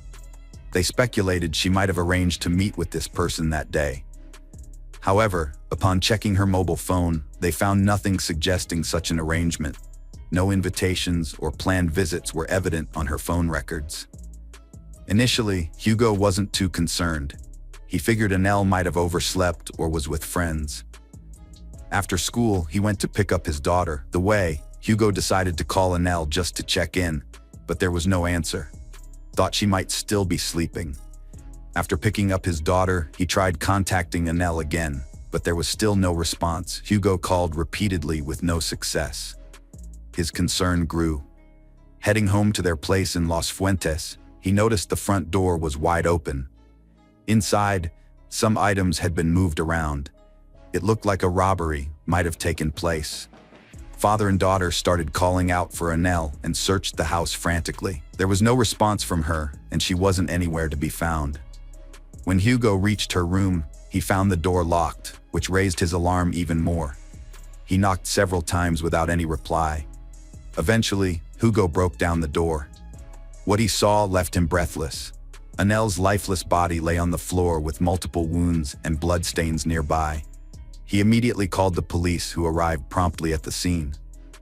Observing the crime scene initially led officers to think that someone very strong, or possibly a group, had committed the crime. Although there were blood stains in the room, minimal ones, it appeared that an attempt had been made to clean them up. Later during the autopsy, a forensic expert determined that Anel had sustained 65 stab wounds. Officers began believing that someone with intense hatred towards her carried out the attack. There were no signs of forced entry. Doors and windows remained intact, suggesting that Anel knew her assailant and let them in willingly. They even speculated whether she had arranged to meet someone that day. However, upon checking her mobile phone records, they found nothing indicating an invite to anyone to her home that day. It appeared to be a random encounter since there were no surveillance cameras in the vicinity. Officers decided to interview the neighbors. A few of them reported seeing a slender girl with black hair leaving the house. These statements helped narrow down the pool of suspects, and investigators were no longer looking for a man or a group of people. Following this, officers began questioning Anel's close circle. All relatives had solid alibis, asserting that the girl had no enemies, was very friendly, and they couldn't imagine anyone wishing her harm. However, detectives took an interest in a post on Randy's social media in which she expressed shock at Anel's death. Some people conveyed their condolences, but others started pointing fingers at Randy as the murderer. They flooded the post with comments accusing her and claiming she was guilty of the crime. Randy deleted her account, but it was already too late. Police called several of Anel's friends to ask about the connection between the two girls. All of them mentioned that they had grown apart, and it was evident that Randy envied Anel because she was more popular. After these interviews, detectives visited Randy's social media profiles and found numerous threatening posts she had written a few months earlier. But that wasn't all. Just hours after Anel's death, Randy wrote, "I'm a fool. Oh my God, what have I done?" Although these posts lacked context, everything pointed to Randy as the primary suspect in the crime. This information was kept confidential because officers feared she might flee before they could apprehend her. The agents patiently waited for the right moment. The case drew so much attention that hundreds of people gathered at a well-known funeral home in Guayaquil to bid farewell to Anel.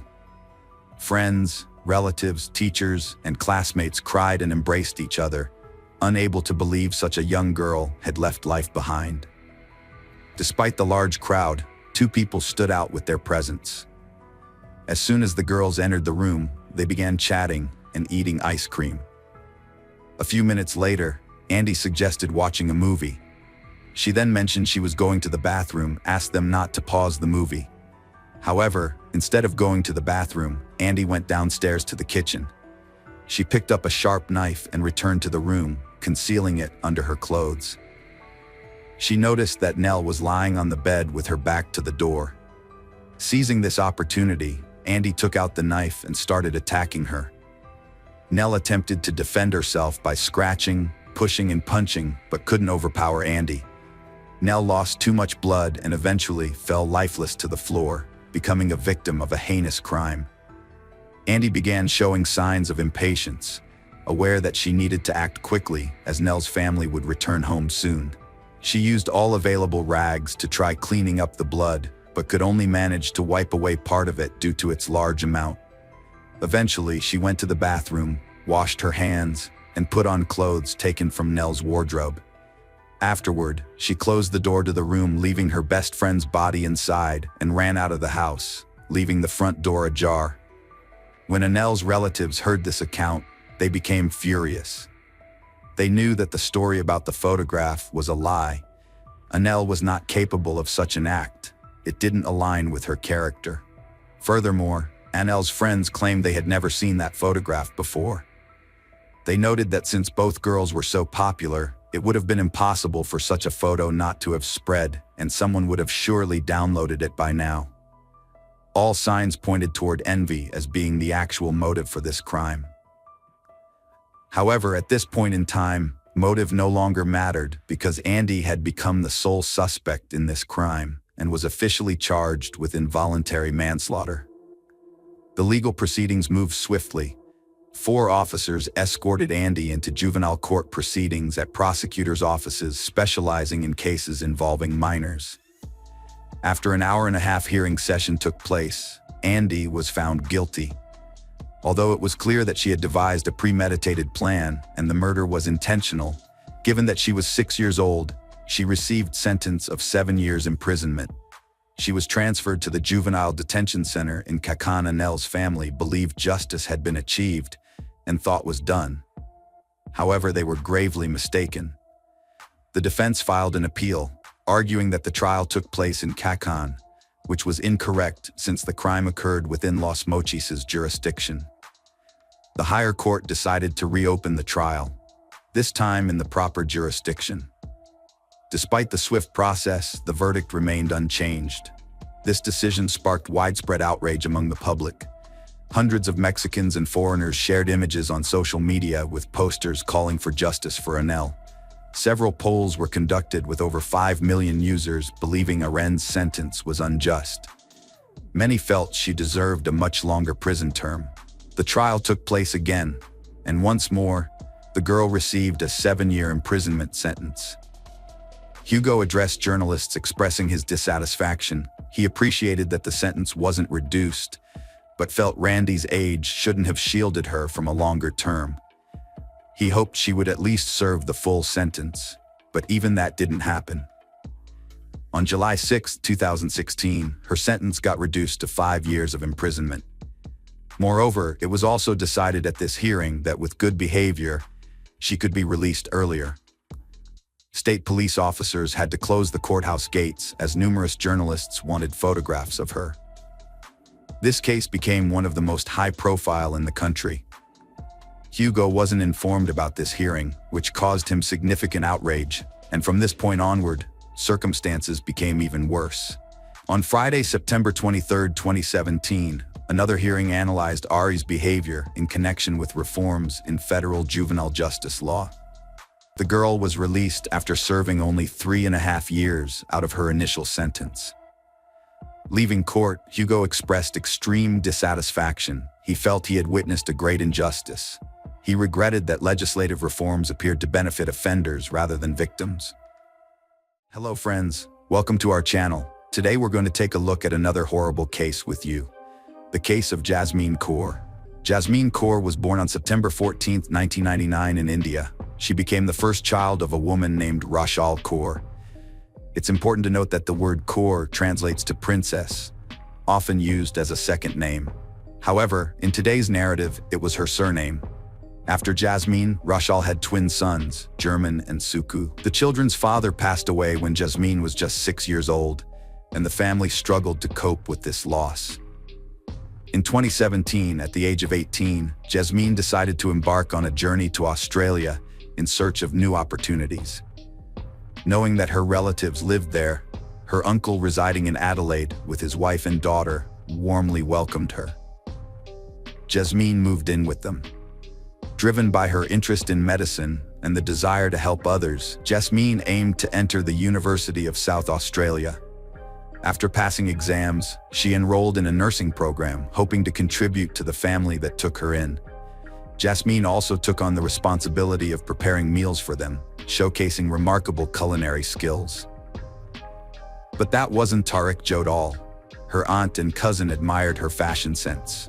Jasmine, with her talent for makeup and fashion knowledge, willingly shared her expertise. Despite her young age, she proved to be a reliable, responsible, and conscientious young woman. The excellent upbringing and education provided by her parents complemented Jasmine's compassionate nature, making her an exemplary figure to those around her. Attached to her mother, she deeply missed her and regularly communicated with her and other close relatives, sharing details of her daily life. To gain practical experience before completing her medical studies, Jasmine took a job at a nursing home in the suburbs of Adelaide. It's believed that fate brought her together with Tariq Jot Singh. Tariq Jot Singh, born in 1999 in a village in the Indian state of Punjab, was the firstborn in his family. Over time, a second child, Mohan Singh, joined the family. The father worked as a farmer on a small plot where the family lived. The atmosphere at Tariq Jot Singh's home was always tense, with Mohan Singh resorting to excessive cruelty to resolve conflicts, instilling fear in his sons. However, their mother created a comforting refuge for the brothers. They cherished their maternal grandparents and felt safe in their company. Tariq Jot was renowned for his kindness and sincerity, brightening the spirits of those around him. Excelling as a student, he thirsted for knowledge and refused to accept mediocrity. As he approached the senior years, Tariq Jot faced the decision of his future education. With excellent grades, he demonstrated he was headed towards a successful career. By 2016, when Tariq Jot completed school, his grandparents managed to gather a small sum to help him relocate. Australia had long been calling him, and he finally seized the opportunity to become a resident of charming Adelaide, like many young people at that time. He successfully passed the standard English language test, a prerequisite for admission to the University of South Australia. Joining the ranks of students, numerous directions and fields of study opened up before Tariq. Contemplating his choices, he opted for information technology and aimed for a bachelor's degree. Simultaneously, he had to work to support himself and progress further. For Tariq Jot, this was not a challenge. He explored various jobs, most related to elderly care. Colleagues loved and respected him, and employers valued his honesty and kindness, always leaving positive reviews and recommendations for him. However, he continued to work diligently, showing compassion and helping the less fortunate, which soon became his true calling. Over time, Tariq Jot's fortunes improved. He saved up money and moved to a separate apartment in the city suburbs, where he lived with another young man whom he quickly befriended. In 2018, when Tariq Jot and Jasmine first crossed paths, she had already achieved significant success in her profession. Colleagues praised her unwavering dedication and optimism, and her employer admired her. This sweet, kind-hearted girl, it's no wonder that Tariq Jot, who was loved for the same qualities, quickly bonded with Jasmine through workplace interactions and attending collective events together. Their friendship blossomed into a romantic relationship, and by April 2020, they were a loving couple. Tariq Jot never hid his true intentions. Now he openly declared that he saw in Jasmine the woman with whom he wanted to build a life and a strong family. However, over time, he became increasingly insecure. Tariq Jot suddenly doubted Jasmine's actions and motives.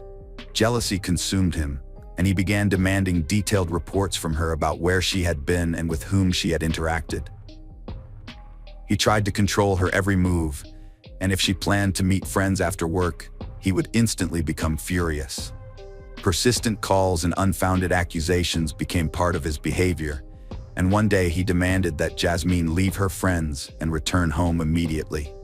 For Jasmine, such a life became unbearable. Unable to endure it, she confided in her mother. Upon learning of the total control exerted by her daughter's suitor, the mother naturally disapproved of their relationship. However, Tariq Jot paid no attention to others' objections, fully immersed in his own world. Desiring assurance that his beloved would be with him for a lifetime, in October 2020, Tariq Jot bought engagement rings and proposed to Jasmine. Despite disagreements and clear signs, she agreed to be his wife. However, the engagement did not calm Tariq Jot. It only heightened his suspicions. Now, using any available free time, he would appear unexpectedly at Jasmine's workplace with the sole purpose of keeping an eye on her. Experiencing the euphoria of the proposal, Jasmine regained her composure and began to reconsider her fiancé's behavior. Doubts plagued her, and the idea of ending the relationship increasingly occupied her thoughts. Realizing that her association with Tariq Jot negatively impacted her mental and emotional health, on January 4, 2021, Jasmine informed him that they had to part ways. In response, she faced angry threats and words from Tariq Jot, claiming that if she left him, he would end his own life. The next day after finishing work, Jasmine noticed Tariq Jot watching her from the window during the break. She went to talk to him, and he once again pleaded for her to stay. However, she remained resolute in her decision. That's when Tariq Jot started threatening self-harm and insisted that she would be responsible for anything that happened to him. On the same evening, Jasmine learned that Tariq Jot had taken a large amount of sleeping pills. She never took his words seriously and never thought he was capable of such actions. Concerned, she urgently contacted his apartment neighbor. The friend arrived and took Tarekjot to the hospital, where he wrote a statement claiming he had attempted suicide, but didn't Tarekjot take responsibility for that decision. In their breakup, Tarekjot blamed Jasmine's family, insinuating that her relatives influenced her decision to end their relationship. The next morning, on January 6, 2021, a psychiatrist examined Tarekjot, finding no signs of mental illness, but concluding that the overdose was likely linked to an inability to cope with the relationship's breakup.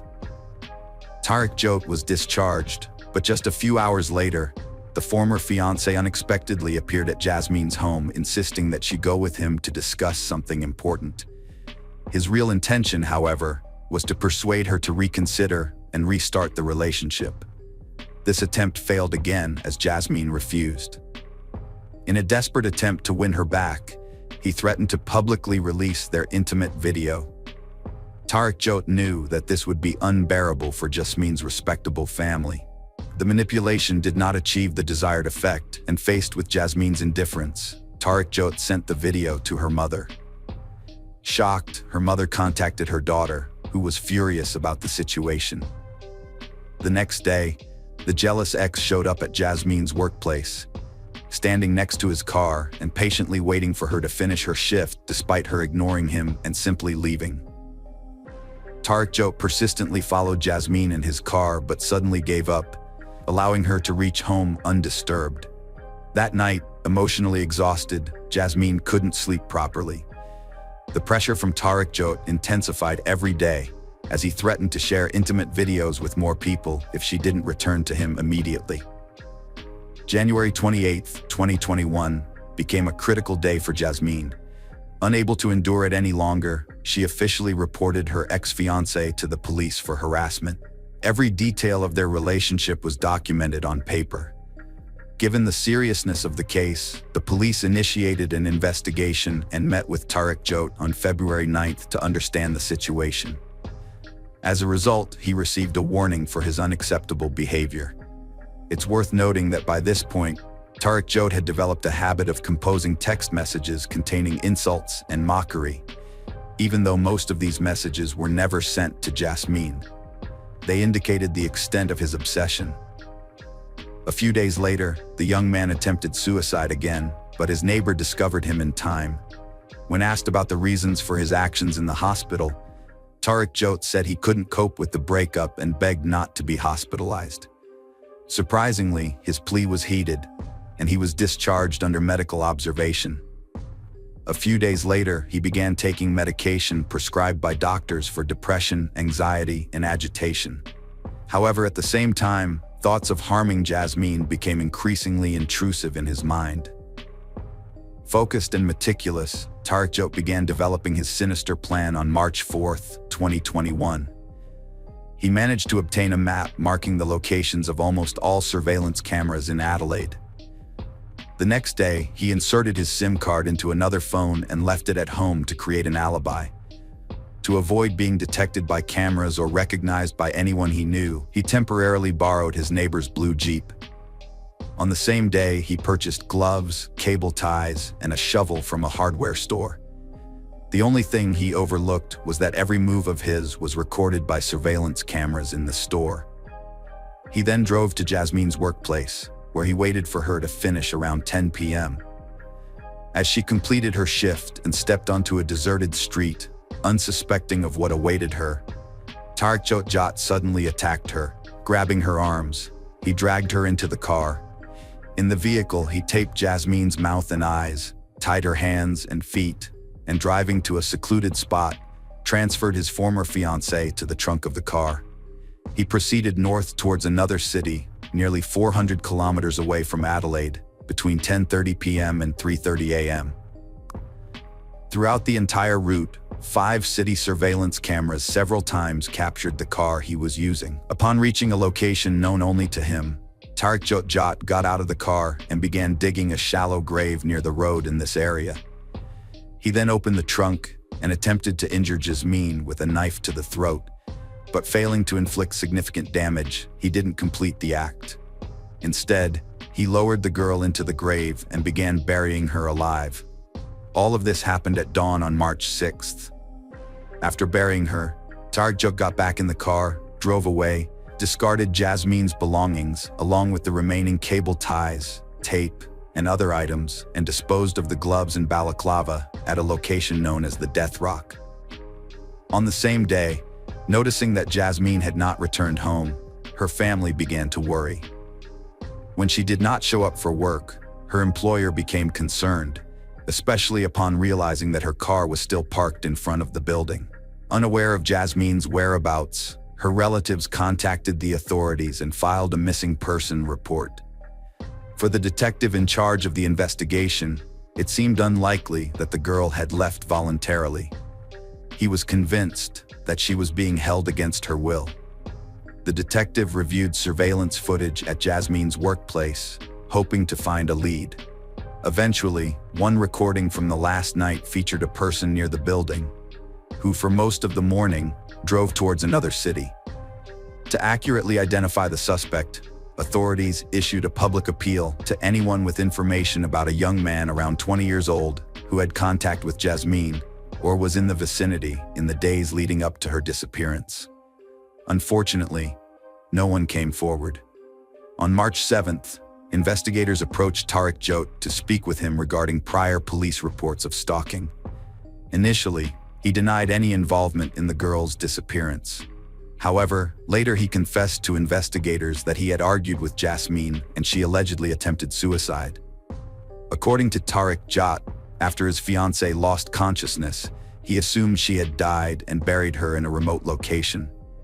The next day, the apprehended suspect led the police to a gruesome pit where he had buried Jasmine's body. She was buried under a 30 centimeters layer of sand, with her hands tied behind her back, legs restrained with cable ties, and her eyes and mouth taped shut. Although the victim's throat had been cut, the wounds appeared to be superficial.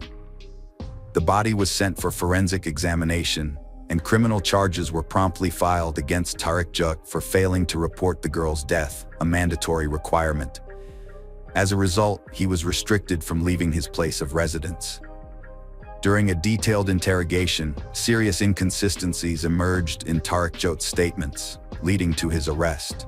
The autopsy report revealed that Jasmine was still alive at the time of burial, and the cause of death was lack of air. These findings shed light on the horrifying nature of the events. On March 8, 2021, Tarek Jot was charged with murder and placed in pretrial detention, despite asserting his innocence. He was denied bail.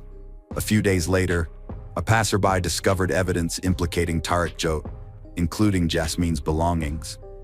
Instead, his lawyer appeared on his behalf, proclaiming his innocence and actively defending him. The trial was postponed until February 6, 2023, when Tarek Jot pleaded guilty in the Adelaide Supreme Court. He openly admitted to kidnapping Jasmine with the intention of taking her life. His confession spared the grieving family from the ordeal of a lengthy trial that would have brought up painful questions. 5 months later, on July 5, 2023, in the South Australian Supreme Court, the judge sentenced Tarek Jot to life imprisonment with a non-parole period of 22 years and 10 months. This meant he could be eligible for parole, but if released, Tarek Jot would have to leave the country.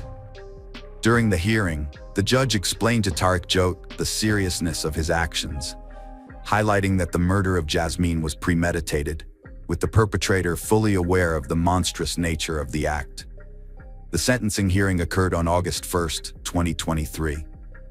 Considering various factors, such as age, mental health issues, and origin, the judge decided that the non-parole period should be over 20 years. Tarek Jot was sentenced to life imprisonment with the possibility of parole after 22 years and 10 months. Although this brought some relief to the family, Rochelle expressed that she would never truly be happy again, as her greatest wish was to have her daughter back with her. The grieving mother continued to miss their daily conversations and nightly goodnight wishes, a routine they had shared for almost 20 years. despite justice being served, the thought that the perpetrator could potentially be released in just 22 years weighed heavily on them as they faced the rest of their lives without Jasmine. The close relatives of the deceased decided to create memorial spaces at home to ensure they never forget her pure soul and kind heart. Hello friends, welcome to our channel. Today we're going to take a look at another horrible case with you. The case of Lauren Phelps. In a quiet suburban neighborhood in North Carolina, a young woman named Lauren Hugelmeyer Phelps was found brutally murdered in her home. She was a loving wife, a dedicated mother, and a cherished member of her community.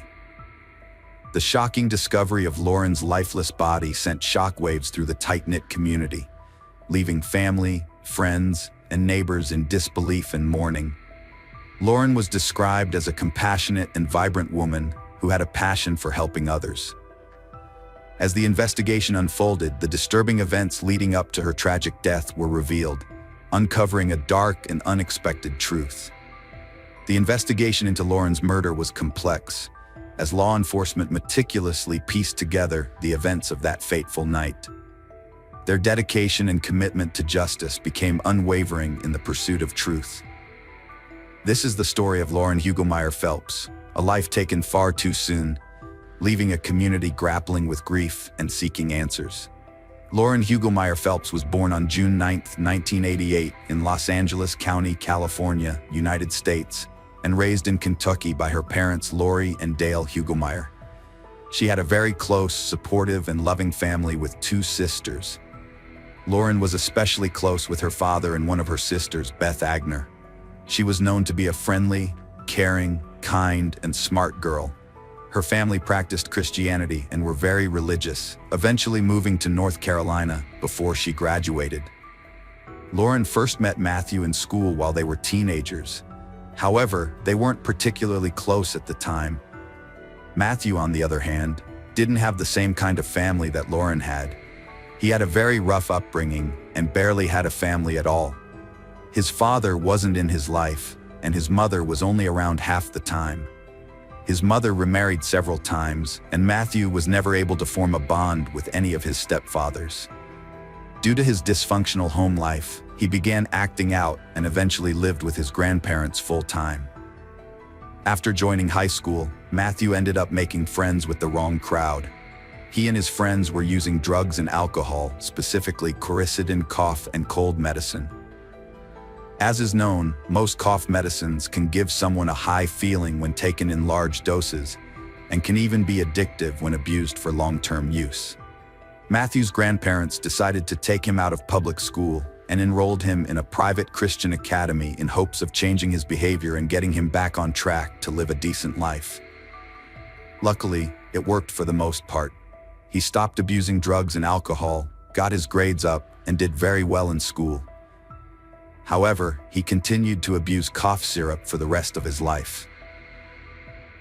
Lauren and Matthew reconnected on social media. It started with DMs on Instagram, then texting, talking on the phone, and video chats. They continued this for a while until one day Matthew decided to move to North Carolina to end their long-distance relationship.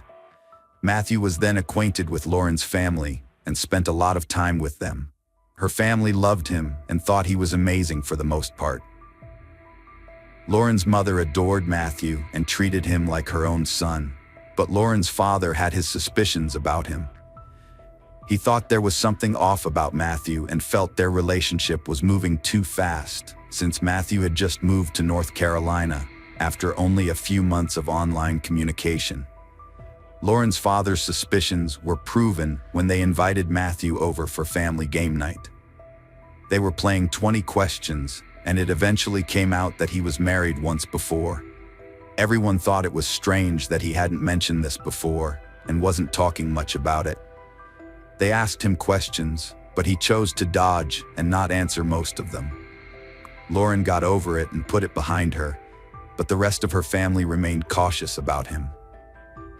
Lauren and Matthew continued spending time together, and the more time they spent together, the more they fell for each other. Matthew seemed like the perfect man for her. They had a great connection and similar hobbies. He got along with her family, her friends liked him, and they did many things together, including taking trips and vacations. Matthew then disclosed to Lauren that he wanted to become a pastor, and she loved this news. It kind of sealed the deal for them, and she knew he was the man she wanted to spend her life with. They even became engaged later in 2015. The newly engaged couple had an engagement party, but it was mostly Lauren's family and friends who attended. Matthew's mother showed up, but she did something that annoyed Lauren and put a sour taste in her family's mouth. Matthew's mother showed up wearing a white dress, which looked like it was intentional. As everyone automatically knows, you never show up to someone's engagement party or their wedding wearing white. Throughout their engagement, there was a lot of conflict between Lauren and Matthew's mother. Matthew's mother just didn't simply tolerate Lauren for some reason and didn't think she was good enough for her son. Lauren eventually was able to put their issues behind her and continued with the wedding plan. The two became married the following year in November 2016. Lauren and Matthew both loved Harry Potter and Star Wars and decided to have a Star Wars-themed wedding, having the best men hold lightsabers.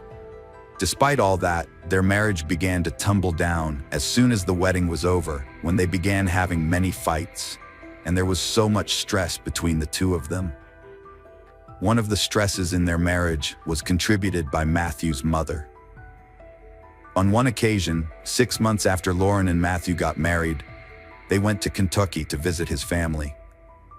Matthew's mother called Lauren and told them they were going to be doing a family photo shoot and everyone needed to wear blue. Lauren was excited and picked out a few nice outfits to bring with her. But when they arrived, she couldn't even participate in the photo shoot at all. As it turns out, the men were wearing blue and the women were wearing white. Lauren was disappointed with that, and even though Matthew mentioned that his mom just might have accidentally misinformed her, Lauren and her family knew that she did it on purpose. Nonetheless, that wasn't nearly the biggest issue they had in their marriage. At the age of 29, Lauren was a highly independent and hardworking woman, while her husband Matthew, 30, studied to become a pastor for their local church. Lauren took up jobs as an auditor, a daycare worker, sold scented candles, and even participated in an MLM company to keep them financially afloat. Having been married for less than a year, the pair looked like a picture-perfect couple through the lens of social media. But the reality of their relationship was much different, which only came to light after the fall of 2017. On September 1st, 2017, Matthew made a frantic 911 call. He told the dispatcher that he had taken Coricidin cough and cold before going to sleep, and when he awoke, he was covered in blood. There was a knife on the bed, and his wife was on the floor with multiple stab wounds. Matthew admitted that he had no recollection of what had transpired, but he admitted to his suspicions of being his wife's attacker. Shortly after the 911 call was made, police arrived at the scene and found Lauren covered in blood, lying in a fetal position on the floor of their bedroom, holding clumps of her hair in both of her hands. As Matthew had described, a knife was found perfectly placed on the bed, and the cold medicine was on the bathroom counter. However, an autopsy later revealed that Lauren was stabbed 123 times in her head, neck, and arms. Some wounds were 4 inches deep, turning Matthew's claims of what had befallen questionable at best. The detectives took him into custody, but when he refused to change his narrative and admit to the truth, they began looking deeper into his life and relationship with Lauren, uncovering a myriad of incriminating evidence against him. During the investigation back at the crime scene, investigators believed that the crime scene didn't seem authentic. They claimed that the cold medicine looked like it was purposely placed there to make it seem like he took it. The knife was set on the bed exactly like he claimed it to be, and everything at the scene just looked staged. It doesn't help that there was little to no blood on Matthew at all, besides a few drops on his feet and his shoes. Investigators said that there was no way he couldn't have any blood on him after a brutal murder like that. Lastly, his entire demeanor at the crime scene was strange. On the phone, he was frantic and crying, but when the police were questioning him in person, he was calm and collected. He seemed quite calm and put together. He seemed almost emotionless. As the investigators delved into his past, they found out that not only did Matthew have a record of abusing medicine in the past and using it to excuse his actions, but he also had a secret Instagram profile called Martycore Radical for his obsession with American Psycho, the 2000 film about a violent and twisted serial killer. In Matthew's Instagram, there were also a lot of disturbing pictures, including Matthew dressing up as a character from American Psycho. He would also heavily talk about Satan, demons, devil worship, and death in general. In the last photo he posted to his account on the night before the murder, he wrote, "Everyone thinks I'm a serial killer. Found an angel to kill." The police also found a journal that Matthew had, which talks a lot about his insecurities with his marriage, thinking he's not good enough for Lauren, how he doesn't feel good enough for her family, and talks about the jealousy he has about the kind of family she had. He also talked a lot about his depression. In an interview with Matthew's friend, he claimed that Matthew told him that he wanted to know how it felt to kill someone, but he thought Matthew wasn't serious at the time. It became quite a shock to Lauren's family when they found out about what he was interested in, and her parents became very concerned because one of the reasons Lauren fell for Matthew was due to how devoted he was to Christianity, but instead he had other dark secret fantasies and likings. Lauren's friends who were interviewed mentioned that they were having major financial troubles. Lauren was very hardworking her entire life and worked 2 jobs while married to Matthew. The first one being an auditor for a Fortune 500 company, and the second being a babysitter working in a church daycare.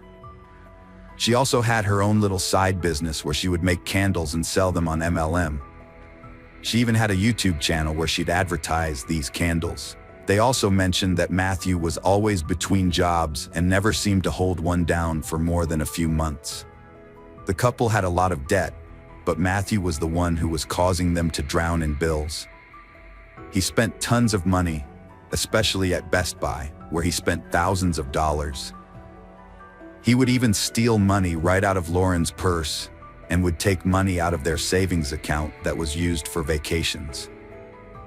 Before she married Matthew, Lauren had around $10,000 saved in her account.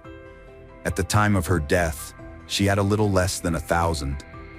Along with the financial issues, they even started doubting each other when it came to being faithful. Matthew was cheating on Lauren, and she had a valid reason for being jealous. Matthew, however, had no real reason to accuse Lauren of being unfaithful. The only reason he had stemmed from jealousy was when he thought a mutual friend at their church had feelings for her, and vice versa, and she didn't. Lauren's friends, including her sister Beth, all mentioned that she would text them all the time about her stress and told them she was really considering leaving Matthew and that she wasn't happy anymore, and he turned into a whole different person. She just wanted to keep trying at first because she's religious and didn't want a divorce. All of that changed one night when she was cooking dinner for Matthew while being on the phone with her sister. There was a knock on the door. Matthew answered it and looked back at Lauren and said he was leaving to go hang out with a friend named Valerie. Lauren was upset and mentioned that she was cooking dinner, and he said he would be back soon, and he left. She waited around for him to come back until she received a text from him. "Just eat dinner without me. I'm having way too much fun with Valerie." This was now Lauren's breaking point. She texted her sister and mentioned that she was finally done with him for good. Because of their financial issues, she not only had to put restrictions on her husband's expenses, but she also threatened to walk away from him if he didn't change on one occasion. Thus, the authorities determined that Matthew knew precisely what he was doing when he stabbed his wife to death on that fateful day. Investigators also interviewed their neighbor, who admitted that she and Matthew had a bond at one point. They would often chat and flirt with each other, and they bonded over their similar problems with depression and anxiety. However, She began to distance herself when he started talking to her about disturbing things such as death and suicide. She also had a gun and exposed Carrie's license to him on one occasion. But Matthew walked up to her one night and said, "You know, I can take that gun from you and kill somebody with it." During his trial, the defense didn't have a leg to stand on and had an overwhelming amount of evidence against them. It didn't help that Matthew was stated to be completely aware of what he was doing, and there wasn't nearly enough cold medicine in his system to cause any kind of crime, let alone committing a brutal murder. The creators of the cold medicine he was taking even made a statement that there have been a lot of studies on their product, and no one has ever done anything like this before. Lauren's parents also made statements on her behalf, and investigators mentioned that they found questions in his internet searches asking, "How loopy does Coricidin make you? And has anyone ever been high from Coricidin?" In October of 2018, to escape the death penalty, he admitted that the alibi of the cough and cold medicine was a lie, and that he had pretended to be delirious during the 911 call to get away with his actions. Matthew was charged with premeditated first-degree murder and was sentenced to life in prison without the possibility of parole. Matthew even stood up to give Lauren's family an apology for what he did to her and what he did to them. But her parents said his apology means nothing, and they will never forgive him for taking their daughter away. Lauren's story has ignited a collective effort to support victims of domestic violence and raise awareness about the resources available to those in need. Community initiatives have sprung up, providing support and a haven for those seeking refuge. The pursuit of justice for Lauren led to the conviction of the individual responsible for her murder. Intervention and support for victims. As we remember Lauren, we honor her memory by continuing to stand against domestic violence and supporting those affected by it. Her legacy serves as a reminder of the urgent need for education, awareness, and compassion within our communities. In the end, Lauren Hugelmeyer Phelps' legacy will be one of resilience and hope.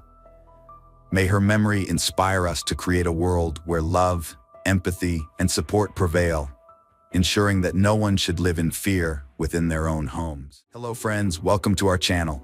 Today we're going to take a look at another horrible case with you, the case of Paige Bergfeld.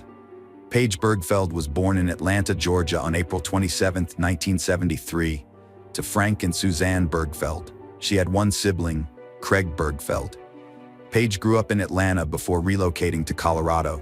In 1995, she married her high school crush, Howard Ron Beegler, who was also her first love. However, their marriage ended due to disagreements about having children. While Paige was ready to start a family, Howard was not interested. Following their divorce, Paige married Rob Dixon, an ambitious businessman, in 1998. Their intense 10-year marriage resulted in 3 children, Jess, Taft, and Cole. June 28, 2007, marked the last time Paige Bergfeld was seen by her loved ones. Earlier that day, Paige had spent part of the afternoon with her ex-husband, Howard Beegler, with whom she had recently rekindled their romance. After a picnic together, they went their separate ways. Around 9 p.m., Beegler called Paige to check in on her, and she assured him she was heading home and would text him once she arrived. However, that text never came. Beegler tried calling her again the next day, but her phone went straight to voicemail, indicating it was either turned off or out of reach. This raised his concerns, and on the 3rd day, he decided to visit her apartment. What he discovered was shocking. Paige's live-in nanny informed him that she had not returned home in 3 days. Beegler immediately alerted Paige's parents and the authorities, sparking a terrifying investigation that would unfold in the days to come. Paige Bergfeld's parents, Frank and Suzanne, were devastated when their beloved daughter went missing. The police suspected foul play in her disappearance, partly because of her parents. Frank described Paige as a devoted mother who would never leave her children. Paige would go to great lengths to care for her kids, even if it meant crawling with broken limbs. Her children were her top priority, and everyone close to her knew it. Paige's brother, Craig Bergfeld, a Seattle-based plastic surgeon specializing in facial reconstruction for kids, left his home to care for Paige's children in Grand Junction, Colorado. He and his wife Claire understood that Paige's primary concern was her kids' safety and well-being, and they made that their top priority too. Seeing that Paige was a devoted and caring mother, the police were convinced that she wouldn't have simply abandoned her children and left town. They believed something must be preventing Paige from being with her kids, and they launched an investigation to uncover the truth. Mesa County Sheriff Matt Hilke began looking into the case, following standard procedure when someone goes missing. Typically, the closest people to the missing person and the last ones to see them are the first to be investigated. So the police invited Howard Beegler for questioning. Beegler was the last person to see Paige before she vanished, raising the question of whether he could have been involved in her disappearance. In an interview, Paige's father confirmed that Ron Beegler was Paige's greatest love. Paige and Ron had shared a passionate romance since high school, and after reuniting over 10 years ago, her father was certain that Beegler would never harm his daughter. Paige Bergfeld's life took a surprising turn. After marrying Rob Dixon in 1998, she fell for his charming personality. However, her father described their pre-marriage relationship as whirlwind-like. Rob's wealth from a successful business initially impressed Paige, but his post-marriage behavior became reckless, marked by extravagant spending and poor investments, ultimately leading to financial ruin. Paige took steps to improve their financial situation by starting a small preschool dance program called Brain Dance. She also began selling kitchen appliances for a company called The Pampered Chef from their home. However, Rob's spending habits canceled out Paige's efforts, causing tension in their marriage. Frank Bergfeld described Rob's unpredictable personality. While Rob could be cheerful, friendly, and lively at times, he would often become mean, condescending, irritable, and short-tempered. Rob Dixon's importance in the police investigation grew after a new discovery. Prior to her divorce, Paige had reported a threat to the police in October 2004. In a 911 call, she said Rob had threatened to kill the kids if she didn't let them stay with him, but the situation was resolved by the time police arrived. A year after the first incident, Paige Bergfeld reported another disturbing altercation to 911. She and her husband Rob had a fight, during which he pushed her to the ground while she was holding their baby, and then punched her in the stomach. This time, the police arrested Rob, but he was released after completing an anger management course.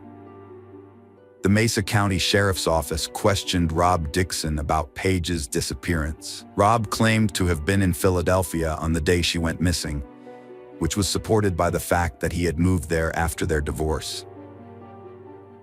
Despite his history of violent behavior towards Paige, Rob had a solid alibi, having been 2,000 miles away from Grand Junction at the time of her disappearance. The police did not release details of their interview with Rob to the public. Paige's father, Frank Bergfeld, realized that even someone with a troubled personality like Rob couldn't have committed murder from such a distance. Although Rob was no longer a suspect, the Bergfeld family still had concerns about him. 3 months prior to her disappearance, Paige posted disturbing content about Rob on an online message board, where she shared that her children would often ask her if their father was going to kill her. In the post, she confided that she could imagine her kids wondering what life would be like if she were actually dead.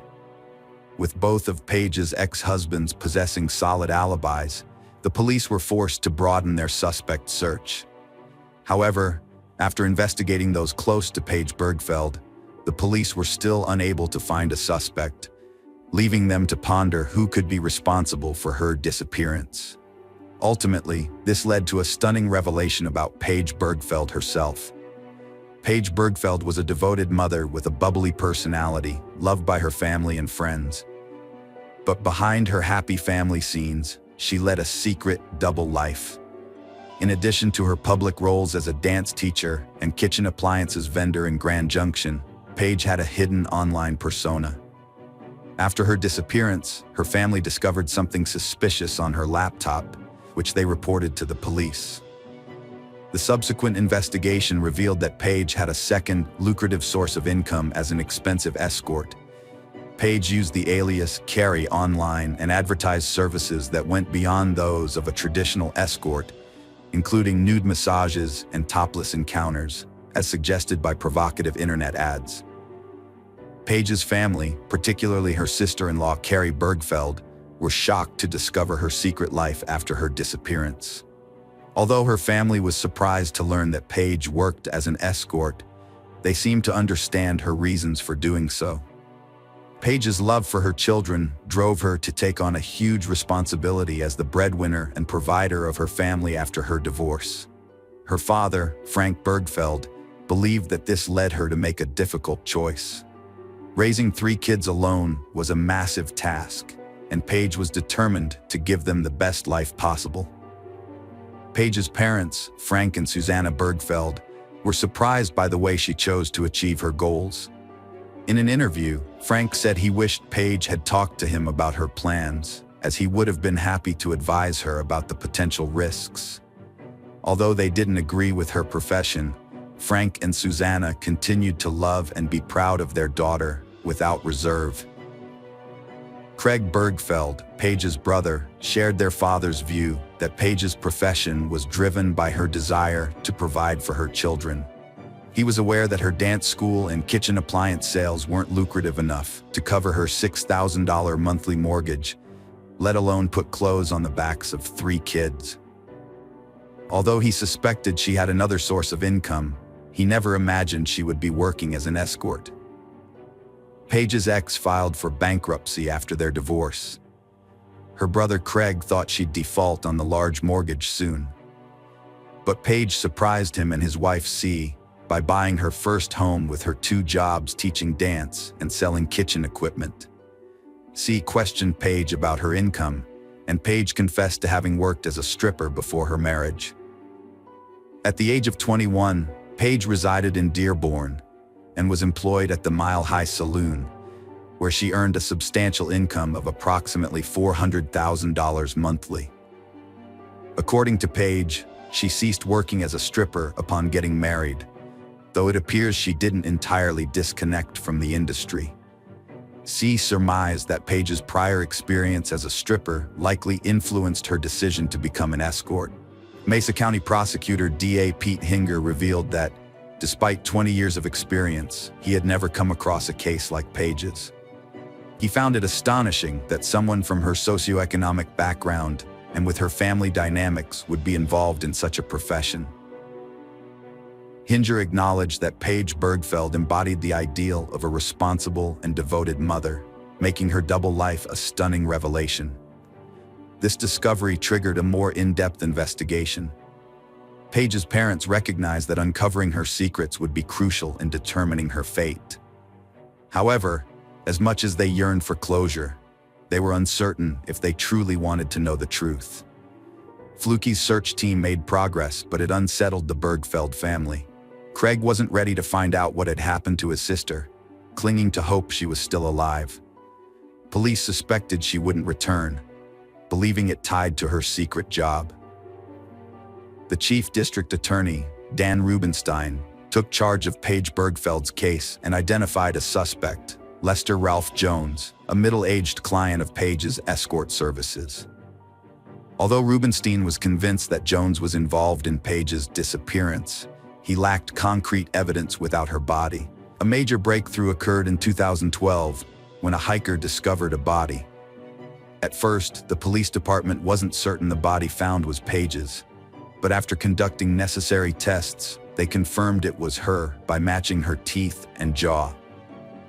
What was surprising, however, was that Paige's body had been lying in the exact spot a hiker stumbled upon it, an area already thoroughly searched by Connie Fluky's team, yet nobody had found her. The investigators theorized that the killer must have buried Paige in a grave deep enough to evade the search party. With sufficient evidence, Don Rubenstein was able to bring in Lester Ralph Jones for questioning. Although the police couldn't determine the exact cause of Paige Bergfeld's death, they were convinced it was a violent one. Paige had suffered a fractured jaw, leading investigators to believe her attacker must have severely beaten her. Additionally, remnants of duct tape were found around the corners of her mouth, and it appeared her jaw was fractured just before her death. This discovery made the items found during the search, which Connie Fluke had organized, understandable. The items included pieces of documents scattered along the highway, some of which had Paige's name, while others had her children's names. The investigators assumed that the documents must have been thrown out of the car by Paige's kidnapper as he drove her to the spot where he eventually killed her. However, another possibility was that Paige herself had thrown the documents out of the car as a way of helping people to locate her. Unfortunately, Paige's killer, Lester Ralph Jones, was able to roam free for 5 years after her terrifying murder. Given his bad reputation, it was easy to believe that he was responsible for Paige Bergfeld's death. Don Rubenstein gathered sufficient evidence against Lester Ralph Jones during the investigation. The police discovered Paige's car on the highway, burned in a fire that was believed to have been intentionally started in the passenger seat, likely to destroy DNA samples or any incriminating evidence. Notably, the driver's seat had been adjusted to fit a taller person. Although Ralph Jones denied any knowledge of Paige's burned car during interrogation, it was found just a short distance from his workshop. Given his criminal history, including a prior felony conviction, Ralph Jones's testimony was not credible. Furthermore, a critical piece of evidence implicated him. He had contacted Paige Bergfeld using a burner phone on the day of her disappearance. Despite his denial of purchasing the phone, a CCTV recording showed him doing so. Ralph Jones frequently used Paige's escort services, unaware that he was a ruthless killer. However, it was a conversation with local Sheriff Sergeant Art Smith that ultimately led to his downfall. The sheriff had confiscated 2 of Jones's vehicles, prompting an unexpected and shocking response from Ralph. His reaction was that of a man consumed by guilt. When Sergeant Smith inquired about the cars, Jones casually asked where he would bury a body. This cryptic comment, combined with other evidence, provided the crucial breakthrough the police needed. 7 years after Paige Bergfeld's disappearance, in November 2014, Lester Ralph Jones was arrested and charged with first-degree murder and kidnapping. According to the arresting officers, Jones had been expecting the arrest and showed no signs of surprise. He did not ask any questions, instead calmly turning around and placing his hands behind his back. His bail was set at $2 million. In 2016, Ralph Jones stood trial, and the jury determined that although the evidence against him was circumstantial, it was sufficient to convict him. 9 years after Paige vanished, the jury delivered a guilty verdict in December 2016, finding Ralph Jones responsible for her murder and kidnapping, and he received a life sentence. Hello friends, welcome to our channel. Today we're going to take a look at another horrible case with you, the case of Pam Hupp. Pam Hupp was born on October 20, 1958 in Delwood, Missouri, as the second child to the Newman family. She married Mark Hupp, and they had 2 children together. In 2001, the family relocated to Fallon, Missouri. Pam had a varied work history, eventually working as administrator for State Farm until 2010, when she stopped working due to back and leg pain. During this time, she started filing disability claims. On August 16, 2016, around noon, Louis Gumpenberger, a mentally challenged man who had been struggling with mental and physical disabilities since a car crash in 2005, died after being shot 5 times by Pam Hupp in her apartment. Earlier that day, Pam called 911, reporting a robbery. According to Pam, Gumpenberger had jumped out of a vehicle driven by another person, attacked her with a knife while she was in her SUV, and she claimed she slapped the knife away with a karate chop. Pam said she then ran into her house, grabbed her Ruger LCR from the nightstand, and shot Gumpenberger 5 times in self-defense. She alleged that Gumpenberger ordered her to drive him to the bank to withdraw Russ's money, and claimed that Gumpenberger attacked her in her driveway. Russ was Russ Faria, a man wrongly convicted of murdering his wife Betsy in 2011. At the crime scene, the police found 9 $100 bills on Betsy's body, along with a handwritten note addressed to her. The note contained chilling instructions for the killer, detailing what they needed to do at Pam's apartment. Firstly, they had to retrieve Russ's money. Then they would take Pam into the house, kill her, and make it look like Russ's wife was responsible. The murderer wanted Pam's life to end in a specific way. They even specified that the knife should be left sticking out of her neck. They were willing to pay Gumpenberger a hefty sum of $10,000 for completing the task. Pam Hupp was arrested for murder. However, truth behind Gumpenberger's death emerged when Pam voluntarily visited O'Fallon police. During her interview, Pam asked if it be recorded, citing her TV appearances with KTVI's Chris Hayes, whom she blamed for attracting criminals.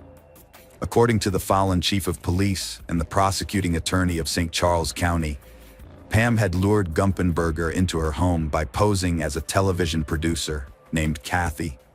She pretended this was for a TV show and tricked him into reenacting a 911 emergency call, providing a perfect cover for the horrific crime she was about to commit. After murdering Gumpenberger, Pam wrote a note that was later found on his body. The police were convinced that Pam was a ruthless killer due to the overwhelming evidence they discovered, including the $100 bills found on the deceased body. It was later revealed that Pam had planted these bills on Gumpenberger's body. Significantly, the 10th $100 bill was found in Pam's dresser, and its serial number was sequential with 3 of the other $100 bills found on the body. The St. Charles County Police subsequently reopened a complaint filed on August 10, 2016, by Carol Alford, who reported a woman matching Pam's description. This woman had approached Alford, offering to pay her $1,000 to participate in a fake 911 call, and was driving an SUV identical to Pam's. It emerged that Carol Alford was not the only one with a similar complaint. Brent Harleton informed the police that Pam had made him the same offer less than an hour before she shot Gumpenberger. Pam claimed in her interview that she had never met Gumpenberger before, but phone records showed that she had been at his doorstep. Further investigation revealed that Pam owned the knife she claimed Gumpenberger used to attack her, which she had purchased along with other items at a store in O'Fallon. It was also discovered that Pam had a habit of storing her knife between her kitchen counter and stove, similar to how the knife was found in her car, wedged between the passenger seat and central console. During a search of her home, police found a carpet swatch that seemed to be placed to protect her rug from Gumpenberger's blood. The police had doubts about Gumpenberger's ability to commit the crime due to his mental state. It became clear that Pam was guilty when she shot Gumpenberger, apparently trying to protect her rug from blood. On August 23, 2016, Pam Hupp was arrested and charged with first-degree murder and armed criminal action. When she was arrested, she asked to use the restroom and then attempted to take her own life by stabbing her wrist and neck with a ballpoint pen. Fortunately, she failed. Pam made her first court appearance on January 30, 2017, where St. Charles County Assistant Prosecutor Phil Groenweg argued that her actions demonstrated a consciousness of guilt. Pam Hupp was convicted on all charges by a grand jury in December 2016 and was given a $2 million bail. Her trial began in 2017, during which she pleaded not guilty, prompting the prosecutor to seek the death penalty. They argued that she had made a decision to target Gumpenberger as her victim. In June 2019, Pam entered an Alford plea, effectively withdrawing her request for a jury trial and avoiding the death penalty. Following her guilty plea, she was sentenced to life imprisonment without parole in August 2019. After her sentencing, Pam called her then-husband, Matt Hupp, and admitted to killing Louis Gumpenberger to spare their family the ordeal of a distressing trial. The trial exposed a disturbing aspect of Pam's character, revealing a shocking truth that horrified the police, judges, and the entire nation. In June 2016, Judge Cunningham ruled that evidence related to the brutal murder of Betsy Faria could be presented in court, leading to the reopening of the Betsy Faria case. Betsy Faria, born Elizabeth K. Meyer Faria, resided in Troy, Missouri, where she worked alongside Pam at State Farm as a life insurance administrator. In 2010, Betsy was diagnosed with cancer, and by October 2011, she had discovered that it had spread to her liver, leaving her with only a few months to live. Prior to her death, on December 22, 2011, Betsy altered the sole beneficiary of her $150,000 life insurance policy, replacing her husband, Russ Faria, with Pam Hupp, without informing him or their daughters of the change. Pam later claimed that Betsy had instructed her to establish a trust fund for her daughters until they came of age. However, Pam subsequently alleged that Betsy had wanted her to keep the money for herself, citing a previously undisclosed romantic relationship between the two women before Betsy's death. Betsy's daughters became suspicious and took Pam to court in 2014, but their attempt to retrieve their mother's life insurance fund from Pam and her husband Matt was dismissed by the court. In 2016, Russ took legal action against State Farm. 5 days after Betsy made Pam Hupp the sole beneficiary of her life insurance policy on December 22, 2011, Betsy attended a chemotherapy session at the Alvin J. Siteman Cancer Center, which left her weakened. Afterwards, she went to her mother's house as planned, where Russ was supposed to pick her up or she would stay overnight. However, Pam Hupp unexpectedly arrived at Betsy's mother's house and offered to drive Betsy home, claiming she dropped her off around 7 p.m. Betsy's daughter later stated that her mother missed her call at approximately 7:21 p.m.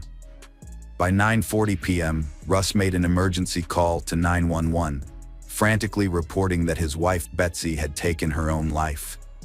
Russ spent the evening at his friend Michael Corbin's house, watching movies from 6 p.m. to 9 p.m.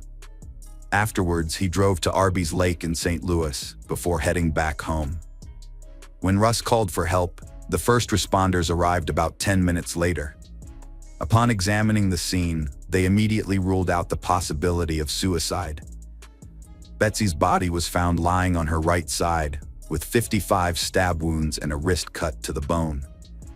A kitchen knife was lodged in her neck, and another knife was discovered under her pillow. Notably, there were no bloodstains or footprints near the entrance of the house. The estimated time of Betsy's death was determined to be between 7:20 p.m. and 9:41 p.m. Fingers pointed to Russ Faria as the main suspect after his wife's murder. Authorities believed he had a motive due to being denied $150,000. Russ was arrested a day after the murder and charged with first-degree murder, despite claiming innocence. A pair of blood-stained slippers were found in his closet, and he failed a polygraph test. The police deemed his demeanor suspicious and erratic. Russ's bail was set at $250,000, which he couldn't pay, so he was jailed until his November 18th trial. Pam told police Russ was violent, a heavy drinker, and had threatened Betsy before. With a $150,000 motive, it was easy to suspect him. Russ's trial was an extremely challenging and brutal process. According to his lawyer Joel Schwartz, Russ maintained his innocence, stating that he was with friends on the night in question, and they corroborated his alibi. Furthermore, Russ had purchased food from a store, making it practically impossible for him to have committed the crime in question. The prosecutor countered that Russ's friends were in on it, lying about his whereabouts and maybe even helping him. The judge, Christina Menem, refused to let Schwartz present evidence pointing to an alternative suspect, Pam, despite strong evidence of her motive and suspicious behavior. She claimed to have put $100,000 from insurance into a trust fund for her sister's daughters, but later admitted to keeping it for herself. She didn't want others to have it, so she implied she wanted someone else to have it. A detective reported a crime scene camera malfunction, causing key photos to be lost.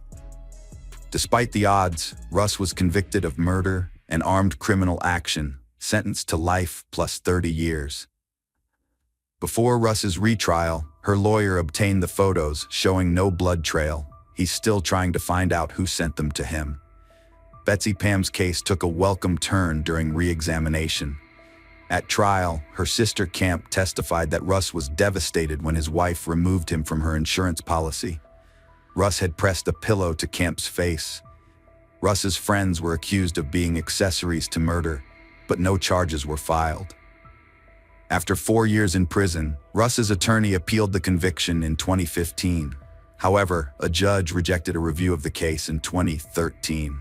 In 2014, KTVI and the St. Louis Post-Dispatch reinvestigated the case, unveiling suspicious facts about Betsy's death and the killer's identity. Pam Hupp's alibi was discredited due to contradictory statements, and it was revealed she lied about not being in the Furia home. The fact that Pam was completely forgotten about in the murder case was not only shocking to Schwartz and Russ, but some members of the Lincoln County Sheriff's Department had also been confused as to why Pam was not being investigated as a possible suspect in the case. In an interview, an officer had shared how shocked he was when no one was looking in Pam's direction. Everyone had been fixated on Russ. Media exposed prosecuting attorney ASI's effort to imprison Russ, revealing her relationships with the captain of investigations Mike Lang and a lead investigator prosecuting witness. This led to a retrial in 2015 with a new judge, Christina Menem, initially presiding.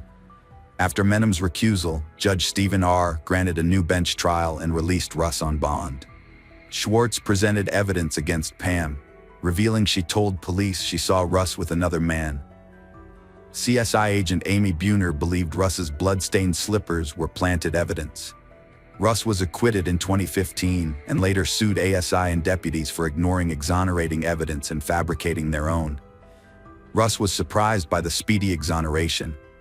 Russ won a $2 million settlement in 2020. ASI faced a bar complaint from Joel Schwartz, but it was rejected in 2016.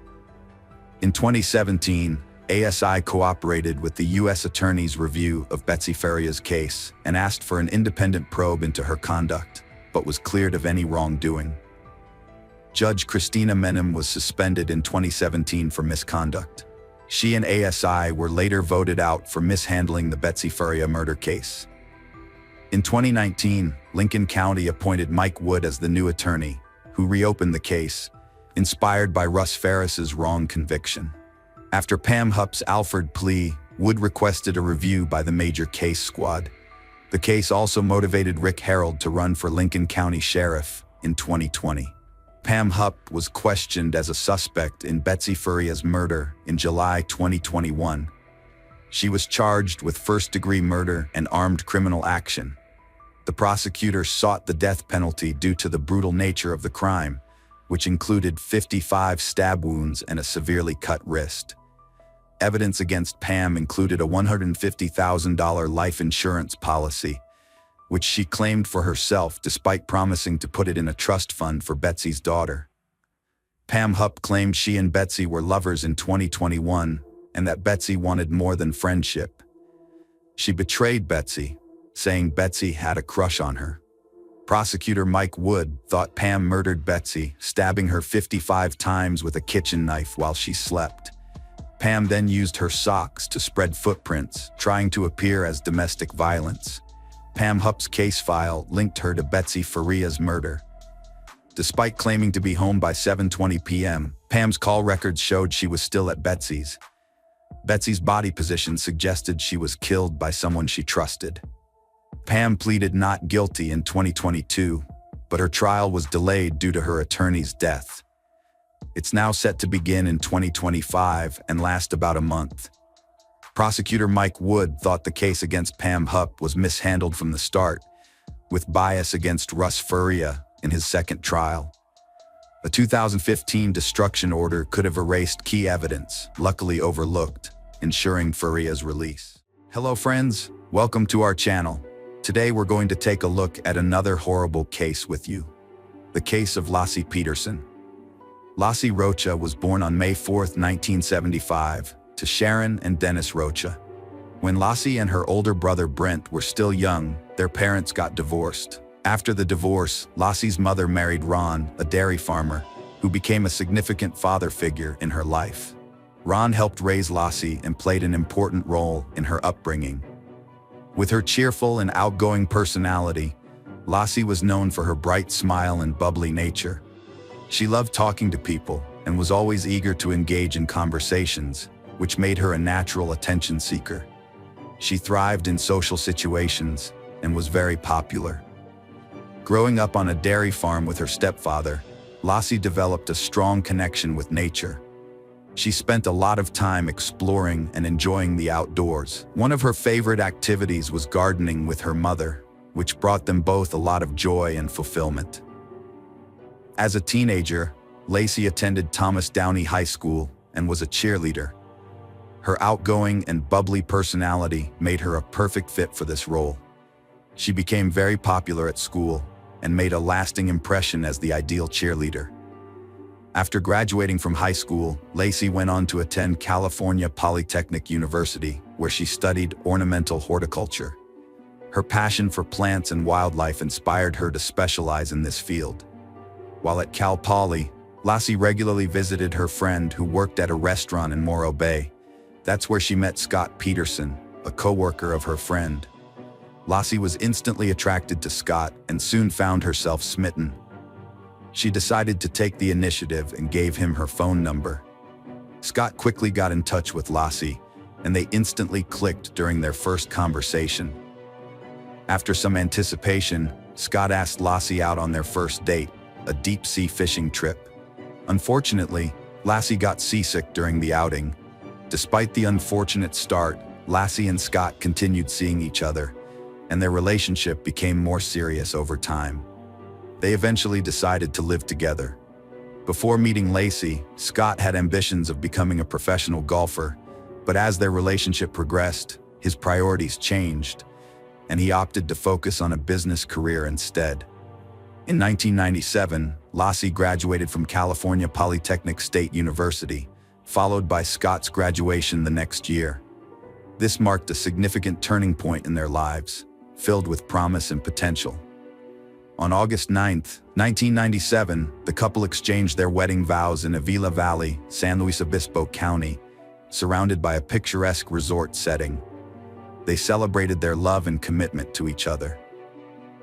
After getting married, Lassie and Scott launched a new business venture by opening The Shack, a sports bar in San Luis Obispo, California. Although business was initially slow, the couple eventually saw a steady increase in customers, with weekends often being particularly busy. After several successful years, in 2000, Lassie and Scott made the difficult decision to sell The Shack. Despite the bar providing a steady income, they decided it was time to explore new opportunities. Following careful consideration, they finalized the sale and relocated to Lassie's hometown of Modesto, California. In Modesto, Lassie and Scott bought a beautiful 3-bedroom, 2-bath home in a high-end neighborhood. Lassie took on a part-time job as a substitute teacher, while Scott worked for a European fertilizer company. As a devoted and dedicated partner, Lassie focused her time and energy on being the best wife possible for Scott, mastering cooking, cleaning, and being attentive, ensuring their home was always warm and welcoming. In 2002, the couple received wonderful news. They were expecting a baby. The due date was set for February 10, 2003, not 2023. Upon learning the baby's gender, they happily announced that Lassie and Scott were having a boy. They finally chose the name Connor for their little bundle of joy on December 24, 2002. Scott said he left the house at 9:30 a.m. to go fishing at the Berkeley Marina. At that time, Lassie had a lot of things planned, according to Scott. She was watching Martha Stewart on TV, getting ready to clean the floor, bake Christmas cookies, and walk their golden retriever Mackenzie at the park. However, around 10:30 a.m., One of their neighbors found Mackenzie wandering around outside their home. The neighbor took Mackenzie back to Scott and Lacey's house and left her in the backyard. When Scott got back home that afternoon from fishing, he said the house was empty. Mackenzie was in the yard, but there was no sign of Lacey. Her car was still parked in the driveway. Scott claimed that after he got home, he took a shower and washed his clothes, which had gotten dirty and wet from fishing. After Scott finished his shower on Christmas Eve, he realized Lacey was missing.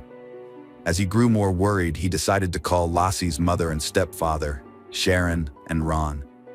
Unfortunately, neither of them had heard from Lacey all day, and they were getting worried about her safety too. As time passed and Lassie remained missing, Scott and Sharon decided to report her disappearance to the police around 6 p.m. They stressed to the police the urgency of finding Lassie, given her 7-month pregnancy with their baby Connor. During questioning, the police asked Scott about his whereabouts and activities on the day his wife vanished.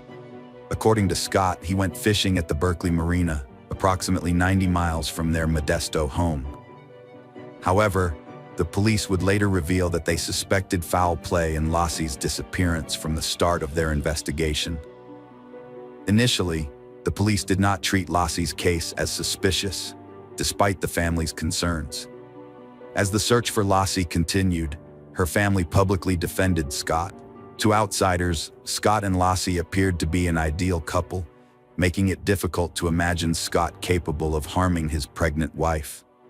As the investigation into Lassie's disappearance continued, the police became increasingly suspicious of Scott. Almost a month after Lassie vanished, the police made a startling discovery about Scott Peterson.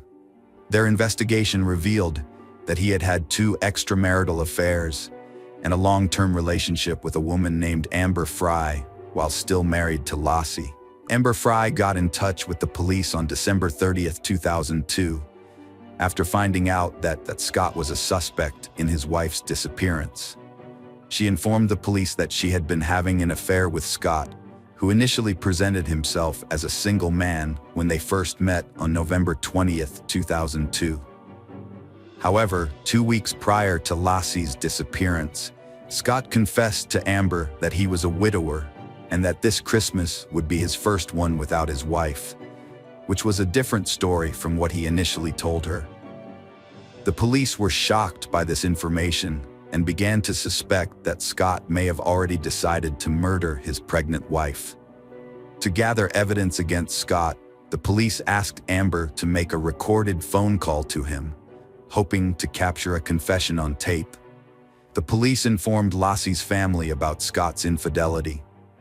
It was not until they showed her a picture of Scott with Amber that Lassie's mother, Sharon, finally accepted Scott's guilt in Lassie's murder. Lacey's family stopped supporting Scott in the search for her after learning of his affairs. The massive search effort involved multiple resources and over 900 volunteers. At a press conference, a police officer doubted she left voluntarily on December 24th. The media frenzy focused on the story of a devoted wife and daughter vanishing on Christmas Eve. After Lassie disappeared on December 24, 2002, a $25,000 reward was initially offered for information leading to her safe return. As time passed with no leads, the reward was increased to $500,000 to raise awareness and gather more information. Posters of Lassie were displayed prominently in Modesto, California, and a website was created by one of her friend's husbands to spread the news. Months later, on April 13, 2003, a couple walking their dog in the Richmond's Point Isabel Regional Shoreline Park made a horrifying discovery. They found the decomposing body of a male infant. The next day, another person found the body of a pregnant woman on the east side of the Bay Shore, about a mile away from where the baby was found.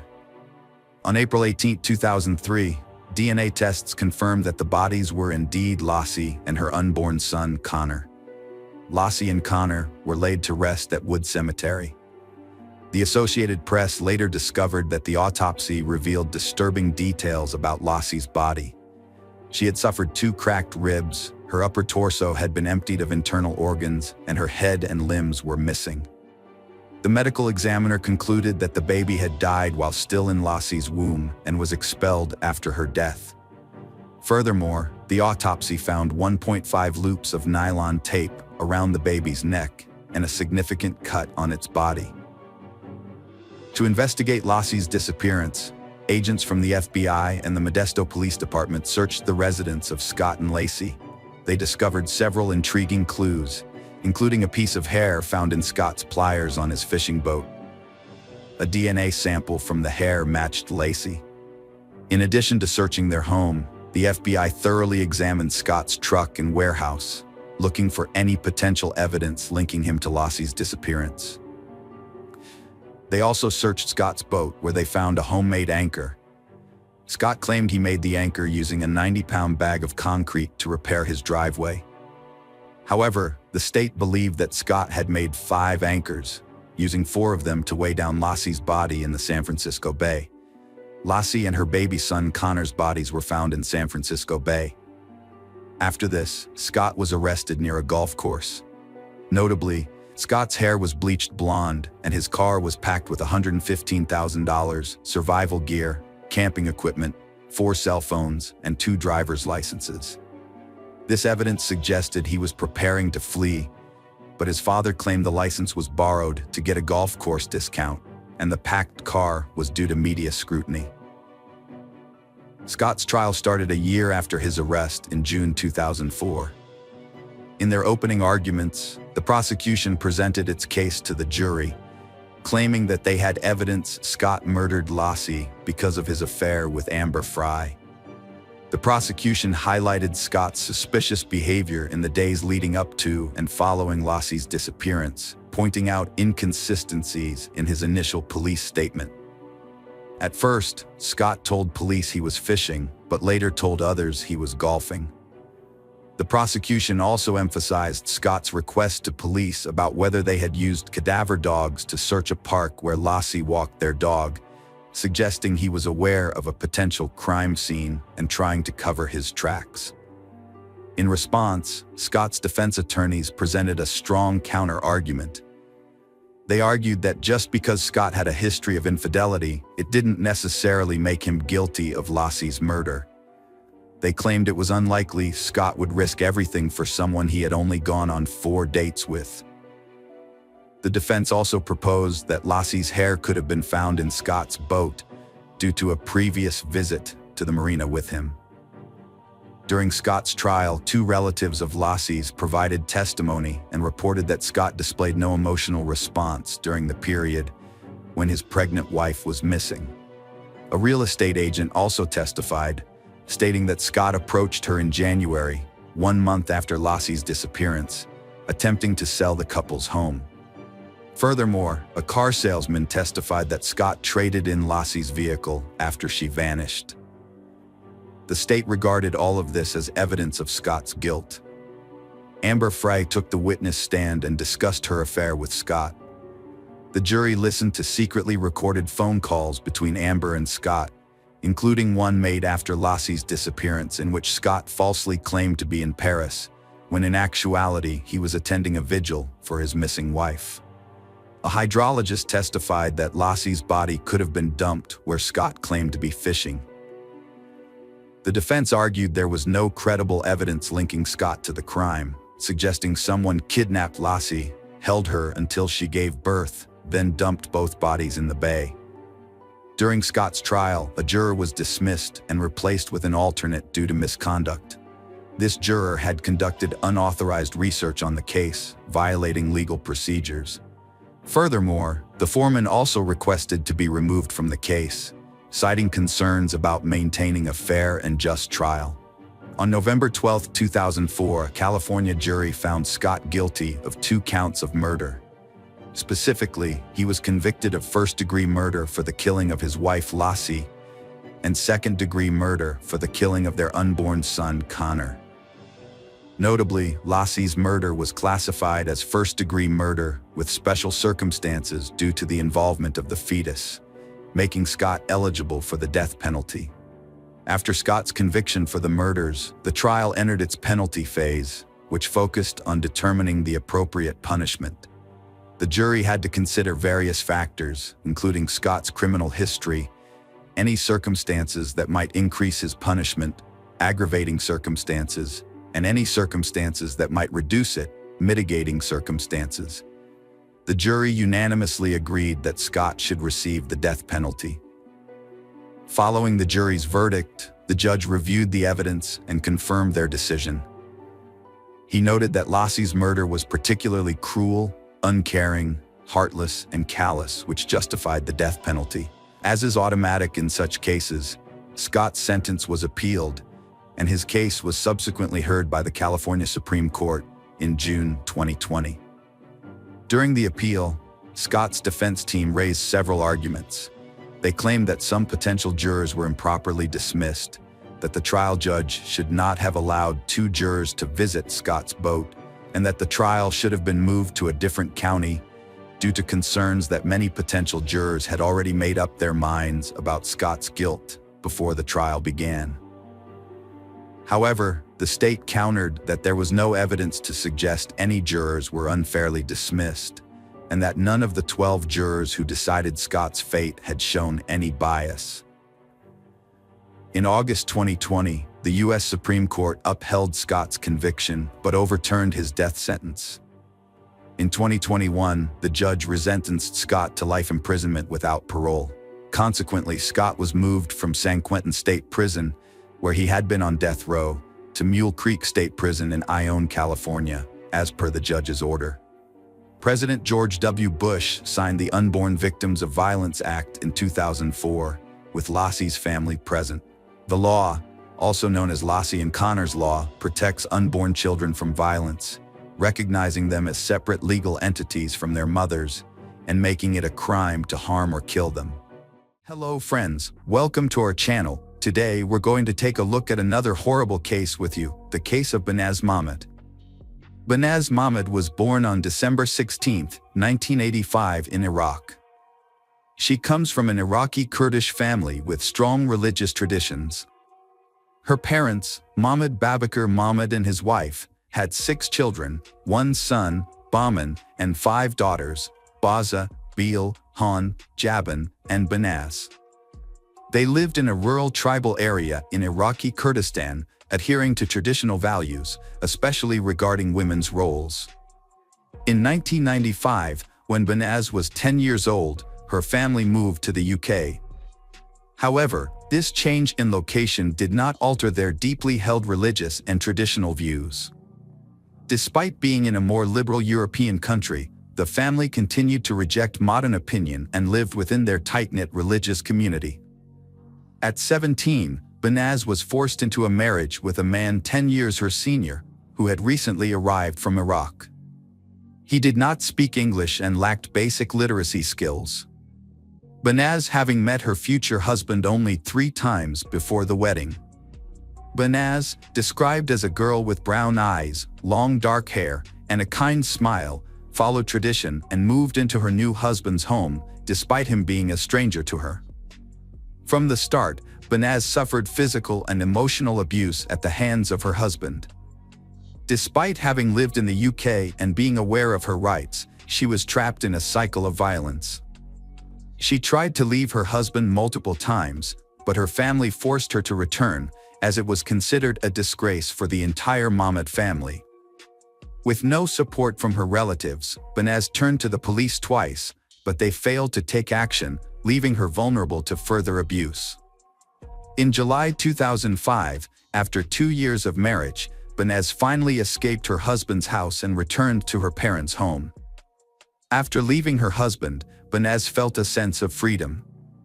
She met Ramith Soleimani, and they fell deeply in love. However, they had to keep their relationship a secret. They would only communicate twice a day, exchanging messages in the morning and evening. Ramith was unlike the men surrounding Behnaz, as he was calm, wise, and courteous. He treated she with great respect and kindness, instantly winning her heart.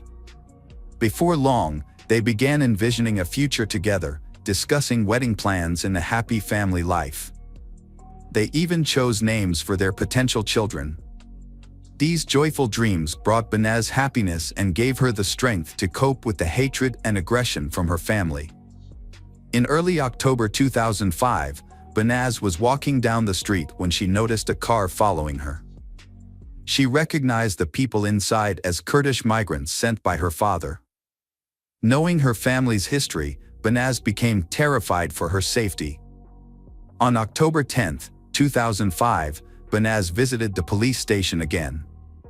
During a 2-hour conversation, she shared detailed information about her life with her husband, including the physical abuse she suffered, her family's resentment, and the recent surveillance. She told the police that her husband had repeatedly beaten her, and during one incident, he nearly knocked out her tooth because she dared to call him by his first name in public. Banaz had previously informed the police that she feared for her life, but her concerns were ignored. The police failed to investigate her claims, neglecting to interview her family and husband to verify the accuracy of the information. She was told to contact them again if she felt threatened. Banaz and her boyfriend, Rahmat, secretly met for about 2 months without being detected. However, in early December 2005, they were spotted by members of her family near a London subway station. This information was immediately reported to her father. That evening, her male relatives gathered at the family home, where they discussed her actions and deemed them unacceptable. Her uncle, Ari Mahmoud, declared that Banaz should be killed to restore the family's honor. Banaz overheard this conversation. Following this, Banaz went to the police again and explained that she had been under surveillance for months. She also told them that her family intended to kill her. She provided a list of 5 family members who were involved in the plot, but the police did not take her seriously. A serious mistake was made, which led to Banaz's disappearance. To uncover her fate, investigators must untangle a complicated network of lies, violence, and disregard for the truth. 2 weeks later, Banaz's father deceives her into visiting a relative's house, promising to discuss her divorce. Upon arrival, he forces her to drink brandy and leaves her alone in a room with the TV on. As she turns around, she sees her father putting on rubber gloves and reaching for a rope. Realizing her life is in danger, Banaz rushes to the front door, but it's locked. To escape, she breaks a window, cutting her hands on the shards. Banaz manages to reach a nearby cafe, where she collapses. Paramedics arrive and take her to the hospital, where the police are called. When Banaz regains consciousness, she contacts Rahmat and asks him to come. After being discharged from the hospital, Banaz moves in with Rahmat Soleimani. They celebrate the start of 2006 together and are happy. However, by mid-January, the Mahmoud family begins to pressure Banaz to return home, supposedly to mend their relationship and discuss her marriage to Rahmat. Banaz trusted her parents and agreed to return to her father's house, believing her mother would protect her if her father became violent. To be safe, Banaz went to the police station again and gave a full statement, including the names of people she thought might harm her. Despite her fears, she returned to her family home. On January 22, 2006, Rahmat was attacked by 3 men in the street who tried to force him into a car. He managed to fight back and reported the incident to the police. 2 days later, Rahmat and Banaz were due to give a statement at the police station, but Banaz failed to appear. Rahmat attempted to reach Banaz Mahmoud, but lost contact with her after she vanished upon returning to her family's residence. Rahmat, who had been in constant touch with Banaz, grew increasingly worried and filed a missing persons report with the police. After numerous appeals, the police finally took action. The disappearance of Banaz Mahmoud sparked an investigation led by the Homicide and Serious Crime Directorate, with Chief Inspector Caroline Good at the helm. Initially, it was suspected that Banaz was being held captive in a house within the community. To locate her, Inspector Good organized an extensive search of linked to the Mahmoud family. Banaz's father, uncle, and ex-husband were brought in for questioning as suspects. The police also began searching for 3 other men listed by Banaz in December 2005, Omar Hussein, Muhammad Ali, and Mohammed Hama, all of whom were her cousins.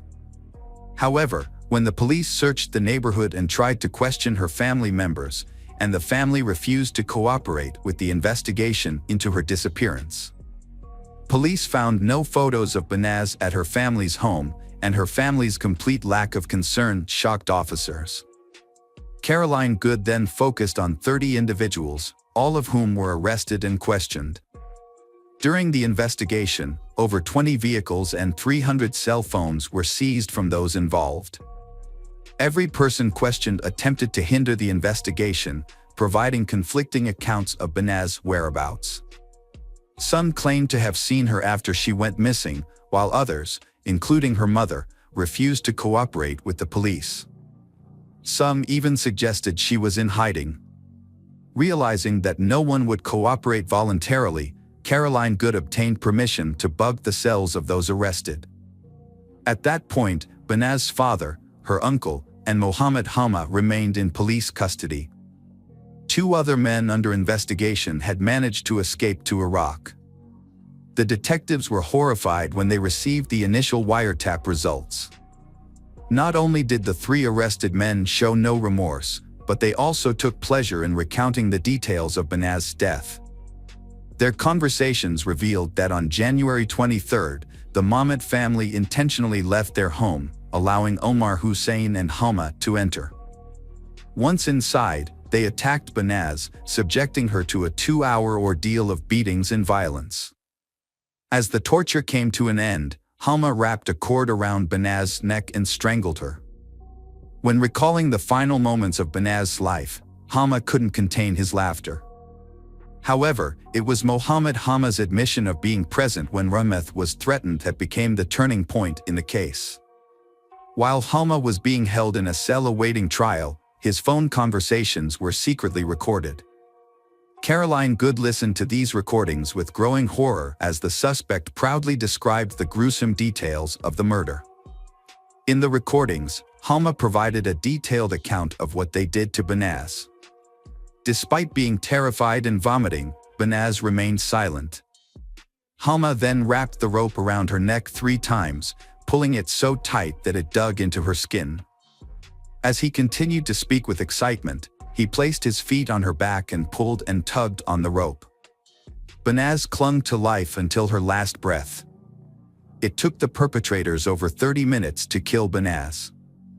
The brutality of the crime was too much for Caroline Good and the detectives, and they couldn't hold back their tears. Banaz's cousin, Dana Amin, 30, was present in the house and helped the perpetrator put Banaz's body in a suitcase. Muhammad Ali then dragged the suitcase out of the house to a waiting car nearby. Hama revealed that a police car drove by, but the officers didn't notice the suitcase, which had hair and an elbow protruding from it. The very people meant to protect Banaz were involved in plotting her murder. They strangled her with a shoelace, stuffed her body into a suitcase, and took it outside of London. Snippets of conversation mentioned a derelict house with a garden in Birmingham. Caroline Good used the information gathered and matched it with the movement data from the arrested suspects' phones to identify the search area. Due to the vastness of the area, the search could have taken a long time. During a conversation with the suspects, one of them suddenly turned to the other and asked if they had put the freezer back where it originally was. This sparked an idea for Caroline Good, now knew what to look for. A police helicopter was deployed to scan the area and spotted a house with a backyard filled with trash, including a white oblong object resembling a freezer that stood out among the black garbage bags. Upon closer inspection of the suspicious house, the officers' suspicions were confirmed.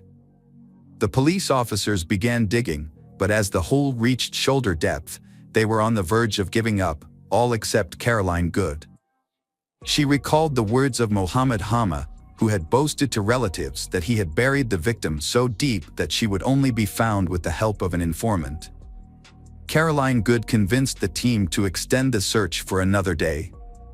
On the evening of April 28, 2006, their persistence paid off, and the suitcase was finally found. Unfortunately, Banaz's remains were in extremely poor condition, making it necessary to rely on dental records and DNA samples for identification. Her body was discovered folded into a fetal position, hidden in a suitcase and buried beneath a freezer in the garden of a Birmingham house. On May 1, 2006, the suspects were formally charged with the crime. However, they displayed no remorse, convinced that their actions were justified. Mohammed Hama even claimed that the case would not go to trial, as he believed he was simply carrying out an act of retaliation. Meanwhile, Caroline Good faced renewed opposition from the Kurdish diaspora community. Following the discovery of Banaz's remains, numerous individuals came forward to provide alibis for the suspects, claiming that they were in public on the day of the alleged and therefore could not have committed the crime. Approximately 50 individuals were involved or connected to Banaz's death in various capacities. Reflecting on the events, Caroline Good recalled feeling intense anger, disgust, and contempt for the men involved. She noted that 50 men had participated in the murder of one woman, and they took pride in their actions, which they saw as a demonstration of their masculinity. In March 2007, the trial against Mahmoud Babakar Mahmoud, Ari Mahmoud, and Mohammed Hamad began at London Central Criminal Court. Prosecutor Victor Temple described the crime as a cold-blooded and heartless execution that was orchestrated by the victim's father and uncle. In June 2007, a jury delivered finding all three defendants guilty of the charges and ineligible for leniency. The sentences handed down were severe. The father received a life sentence with a minimum of 20 years, the uncle was given life with a 23-year minimum, and cousin Mohammed Hama also received a life sentence with a minimum term of 17 years. Judge Brian Barker was scathing in his delivery of the verdict, stating, "He decided that your so-called family honor needed to be restored, which meant she had to die and her memory erased. This is a heinous and heartless crime. What kind of honor is it when a father prioritizes his social status over the life of his own child?" A mere 4 months after the trio's conviction, London police were informed that Muhammad Ali had been arrested in Iraq for a crime committed against a young boy. Muhammad Ali had taken his own life. Omar Hussein, the last of the 5 perpetrators, had been hiding in rural Iraq, attempting to avoid public detection. However, in December 2009, he was shot in the leg during an altercation with one of his brothers and required medical attention. Upon arriving at the hospital, police were notified and subsequently arrested him. Initially, Omar Hussein denied being in London in 2005, thereby claiming innocence in Banaz's death. But UK Social Security records revealed that he had been receiving refugee benefits during that time, contradicting his statement. The court ultimately sentenced him to life imprisonment with a minimum term of 21 years. Dana Amin was given an 8 years prison sentence for his role in disposing of Banaz Mahmoud's body and hindering the investigation. A recorded interview with Banaz at a police station implicated her family in the crime. Banaz had previously handed in a letter to a police station in South London, naming individuals who threatened to kill her and her boyfriend Rameth. The individuals named in the letter were from Banaz's family and the wider Iraqi Kurdish community. They were angry about her decision to divorce her husband, who treated her poorly. Despite several attempts to leave him, Banaz returned due to family pressure. The police failed to respond properly to Banaz's situation, which ultimately resulted in her death. However, this case prompted significant changes in how honor-related cases are handled. An inquiry into police misconduct was launched after Banaz's death, and an independent commission investigated 9 police officers for their inadequate response to her allegations. 7 officers received reprimands, and 2 were dismissed. It is essential to recognize the tireless efforts of Caroline Good and her team, who successfully located Banaz's body, secured the conviction of her father and uncle, and brought the escaped perpetrators back from Iraq. Banaz was laid to rest at the Merton and Sutton Joint Cemetery in Morden. A memorial service was held in her honor on June 26, 2007, at the MN Auditorium, followed by the installation of a granite memorial headstone at her gravesite. The memorial was attended by a small group of people, including Ramit Soleimani, Caroline Good, and Benaz's two sisters. Notably, Benaz's family did not attend either service. Ramit Soleimani, who had been living in the UK under witness protection, was profoundly affected by Benaz's death. He penned a heartfelt letter expressing his love and grief, describing Benaz as the love of his life and his entire world. Unfortunately, his pain and suffering continued, and in May 2016, 10 years after the tragedy, he took his own life. This was his third attempt to end his life, a devastating consequence of the trauma he had endured.